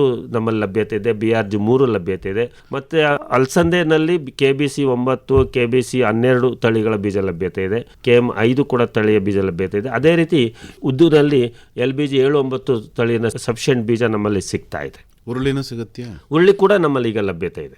ಸೋಯಾ ಅವರ ಸೋಯಾ ಅವರೇ ಅದನ್ನು ನಾವು ಎಣ್ಣೆ ಕಾಳಾಗಿ ಬೆಳೆಯೋದ್ರಿಂದ ಅದನ್ನು ನಮ್ಮ ಬೆಂಗಳೂರಿನ ಕೇಂದ್ರದಲ್ಲಿ ಅದರ ಲಭ್ಯತೆಯನ್ನು ನಾವು ಜಾಸ್ತಿ ಸೋಯಾ ಮತ್ತು ನೆಲಗಡಲೆ ಇವು ದ್ವಿದಳ ಬೆಳೆಗಳಾದರೂ ಕೂಡ ಅವು ಎಣ್ಣೆ ಕಾಳಿಗೆ ಸೇರೋದ್ರಿಂದ ಆ ಎಣ್ಣೆ ಕಾಳಿನ ಒಂದು ಸಂದರ್ಭದಲ್ಲಿ ಅದನ್ನು ಜಾಸ್ತಿ ವಿವರವಾಗಿ ನೀಡ್ತೇವೆ ಸರ್. ಡಾಕ್ಟ್ರೇ, ಮುಂಗಾರು ದ್ವಿದಳ ಧಾನ್ಯದ ಬೆಳೆಗಳ ಬಿತ್ತನೆ ಬೀಜವನ್ನು ಬೆಳೆಯೋದಕ್ಕೆ ಯೋಗ್ಯವಾದ ಕಾಲವೇ? ಸಾಮಾನ್ಯವಾಗಿ ನಾವು ಮುಂಗಾರಿನಲ್ಲಿ ಬೆಳೆಯಬೇಕಾದ್ರೆ ಕೆಲವು ನಿರ್ದಿಷ್ಟ, ಈಗ ತೊಗರಿ ಎಲ್ಲ ನಾವು ಮುಂಗಾರಿನಲ್ಲೇ ಬೆಳಿಬೇಕು ಬೀಜೋತ್ಪಾದನೆಗೆ. ಆದರೆ ಈ ಅಲಸಂದೆ ಮತ್ತು ಹೆಸರು ಉದ್ದು ಇವನ್ನ ನಾವು ಹಿಂಗಾರಿನಲ್ಲೂ ಕೂಡ ಬೆಳ್ಕೊಂಡು ನಾವು ಮುಂಗಾರಿಗೆಲ್ಲ ಬೀಜ ಲಭ್ಯತೆಯನ್ನು ಕಾಪಾಡ್ಕೋಬೋದು. ಈ ಮೇವಿನ ಅಲಸಂದೆಗಳ ಬೀಜವನ್ನು ನಾವು ನಿರ್ದಿಷ್ಟ ಸಮಯದಲ್ಲಿ ಮಾತ್ರ ತಗೋಬೇಕು. ಅದು ಬೇಸಿಗೆ ಕಾಲದಲ್ಲಿ ನಾವು ತೊಗೊಂಡ್ರೆ ಮಾತ್ರ ಅದು ಹೆಚ್ಚಿನ ಇಳುವರಿನ ನಾವು ಪಡ್ಕೋಬೋದು. ಈಗ ನೀವು ಬೀಜೋತ್ಪಾದನೆಗೂ ಕೂಡ ಅವಕಾಶವನ್ನು ಕೊಡ್ತೀರಾ? ರೈತರುಗಳು ಯಾರು ಬಂದರೆ ನಾವು ಬೀಜೋತ್ಪಾದನೆ ಮಾಡ್ತೀವಿ ದ್ವಿದಳ ಧಾನ್ಯದ್ದು ಅಂದರೆ? ಈ ವರ್ಷ ನಾವು ಸುಮಾರು 1200 ಕ್ವಿಂಟಾಲ್ ಅಷ್ಟು ಬೀಜೋತ್ಪಾದನೆ ನಾವು ತೊಡಗಿಸಿಕೊಂಡು ಮುಂದಿನ ವರ್ಷಗಳಲ್ಲಿ ಇನ್ನು 5000 ಕ್ವಿಂಟಾಲ್ ತನಕ ನಾವು ಇದನ್ನು ಬೀಜೋತ್ಪಾದನೆಯನ್ನು ಏರಿಸಿ ಅದನ್ನು ರೈತರಿಗೆ, ಬಿಕಾಸ್ ಈ ಒಂದು ಬೀಜಗಳ ಲಭ್ಯತೆಯೇ ಮುಖ್ಯವಾದ ಸಮಸ್ಯೆ ಆಗಿದೆ. ನಿಜ. ಡಾಕ್ಟರ್ ಪ್ರಭುದೇವ್ ಅವರೇ, ನೀವು ಒಂದೇ ಒಂದು ವಿಚಾರ ಹೇಳಿ ಚುಟುಕಾಗಿ. ಮಾಮೂಲಿ ಬೇಸಾಯ ಮಾಡೋಕ್ಕೂ ಬೀಜೋತ್ಪಾದನೆಯ ಉತ್ಪಾದನಾ ತಾಂತ್ರಿಕತೆಗಳಿಗೂ ವ್ಯತ್ಯಾಸ ಏನಿರುತ್ತೆ ಪ್ರಧಾನವಾಗಿ? ಬೀಜೋತ್ಪಾದನೆ ಅಂತಂದರೆ ನಾವು ಆ ಒಂದು ಫೀಲ್ಡ್ ಏನಿರುತ್ತೆ ಅದನ್ನು ಗಮನದಲ್ಲಿ ಇಟ್ಕೊಂಡು ಒಂದು ಉತ್ತಮವಾದಂಥ ಗುಣಮಟ್ಟದ ಒಂದು ಕಾಳುಗಳು ನಮಗೆ ಬೇಕಾಗ್ತವೆ ಬೀಜೋತ್ಪಾದನೆಗೆ. ಸೊ ಹಾಗಾಗಿ ಅದನ್ನು ನಾವು ರೋಗಿಂಗ್ ಅಂತ ಹೇಳ್ತೀವಿ. ಸಮರ್ಪಕವಾಗಿ ನಾವು ಕಳೆಗಳ ನಿರ್ವಹಣೆ ಆಗಿರ್ಬೋದು, ಮತ್ತು ಉತ್ತಮ ಒಂದು ಗುಣಲಕ್ಷಣದ ಒಂದು ಬೀಜಗಳನ್ನು ನಾವು ಬೆಳೆಯೋದಕ್ಕೂ ನಾವು ಹಾಗೆ ನಾವು ಆಹಾರಕ್ಕೋಸ್ಕರ ನಾವು ಬೆಳೆಯುವಂಥ ಬೀಜಗಳು ತುಂಬ ವ್ಯತ್ಯಾಸ ಬರ್ತದೆ. ಹಾಗಾಗಿ ನಾವು ತುಂಬ ಅದನ್ನು ನಾವು ಗಮನದಲ್ಲಿ ಇಟ್ಕೊಂಡು ನಾವು ಬೀಜೋತ್ಪಾದನೆ ಮಾಡಬೇಕಾಗುತ್ತೆ. ಹೆಚ್ಚಿನ ಮಾಹಿತಿಗೆ ನಿಮ್ಮನ್ನೇ ನೇರವಾಗಿ ಸಂಪರ್ಕ ಮಾಡಬೇಕು ಅಂದರೆ ಸಂಪರ್ಕಕ್ಕಾಗಿ ತಮ್ಮ ಮೊಬೈಲ್ ಸಂಖ್ಯೆ ಡಾಕ್ಟರ್ ಪಿ ಮಹಾದೇವ್ ಅವರೇ? ನನ್ನ ಮೊಬೈಲ್ ಸಂಖ್ಯೆ 9945332633. ಇನ್ನೊಮ್ಮೆ 9945332633. ಇನ್ನೂ ಒಂದು ಸರಿ ಹೇಳ್ಬಿಡಿ. 9945332633. ತಮ್ಮದು ಡಾಕ್ಟರ್ ಪ್ರಭುದೇವ್ ಅವರೇ? 9611189123. ಇನ್ನೊಮ್ಮೆ 9611189123. ಇನ್ನೂ ಒಂದು ಸರಿ ಹೇಳ್ಬಿಡಿ. 9611189123. ಒಳ್ಳೆಯದು ಡಾಕ್ಟರ್ ಮಹಾದೇವ್ ಅವರೇ ಹಾಗೂ ಡಾಕ್ಟರ್ ಪ್ರಭುದೇವ್ ಅವರೇ, ಮುಂಗಾರಿಗೆ ಸೂಕ್ತವಾದ ದ್ವಿದಳ ಧಾನ್ಯದ ಬೆಳೆಗಳು ಮತ್ತು ಅವುಗಳ ಉತ್ಪಾದನಾ ತಾಂತ್ರಿಕತೆಗಳಿಗೆ ಸಂಬಂಧಪಟ್ಟಂತೆ ಬಹಳ ಸೊಗಸಾಗಿ ಮಾಹಿತಿಯನ್ನು ನೀಡಿದ್ರಿ. ವಂದನೆಗಳು, ನಮಸ್ಕಾರ. ಧನ್ಯವಾದಗಳು. ಮುಂಗಾರಿಗೆ ಸೂಕ್ತವಾದ ದ್ವಿದಳ ಧಾನ್ಯ ಬೆಳೆಗಳು ಹಾಗೂ ಅವುಗಳ ಉತ್ಪಾದನಾ ತಾಂತ್ರಿಕತೆಗಳನ್ನು ಕುರಿತ ಸಂವಾದವನ್ನು ಕೇಳಿದ್ರಲ್ಲ. ಇದರಲ್ಲಿ ಭಾಗವಹಿಸಿದ್ದವರು ಮಂಡ್ಯದ ವಿಸಿ ಫಾರಂ ವಲಯ ಕೃಷಿ ಸಂಶೋಧನಾ ಕೇಂದ್ರದ ಪ್ರಾಧ್ಯಾಪಕರಾದ ಡಾಕ್ಟರ್ ಪಿ ಮಹಾದೇವು ಹಾಗೂ ಸಹಾಯಕ ಪ್ರಾಧ್ಯಾಪಕರಾದ ಡಾಕ್ಟರ್ ಡಿಎಸ್ ಪ್ರಭುದೇವ ಅವರು. ಮುಂದಿನ ಸೋಮವಾರ 22ನೇ ತಾರೀಕು ರಾಗಿ ಬೆಳೆಯ ಉತ್ಪಾದನಾ ತಾಂತ್ರಿಕತೆಗಳನ್ನು ಕುರಿತು ಮಂಡ್ಯದ ವಿಸಿ ಫಾರಂ ವಲಯ ಕೃಷಿ ಸಂಶೋಧನಾ ಕೇಂದ್ರದ ಪ್ರಾಧ್ಯಾಪಕರಾದ ಡಾಕ್ಟರ್ ಎಚ್ಆರ್ ರವೀಂದ್ರ ಅವರೊಂದಿಗೆ ಸಂದರ್ಶನ ಕೇಳಬಹುದು.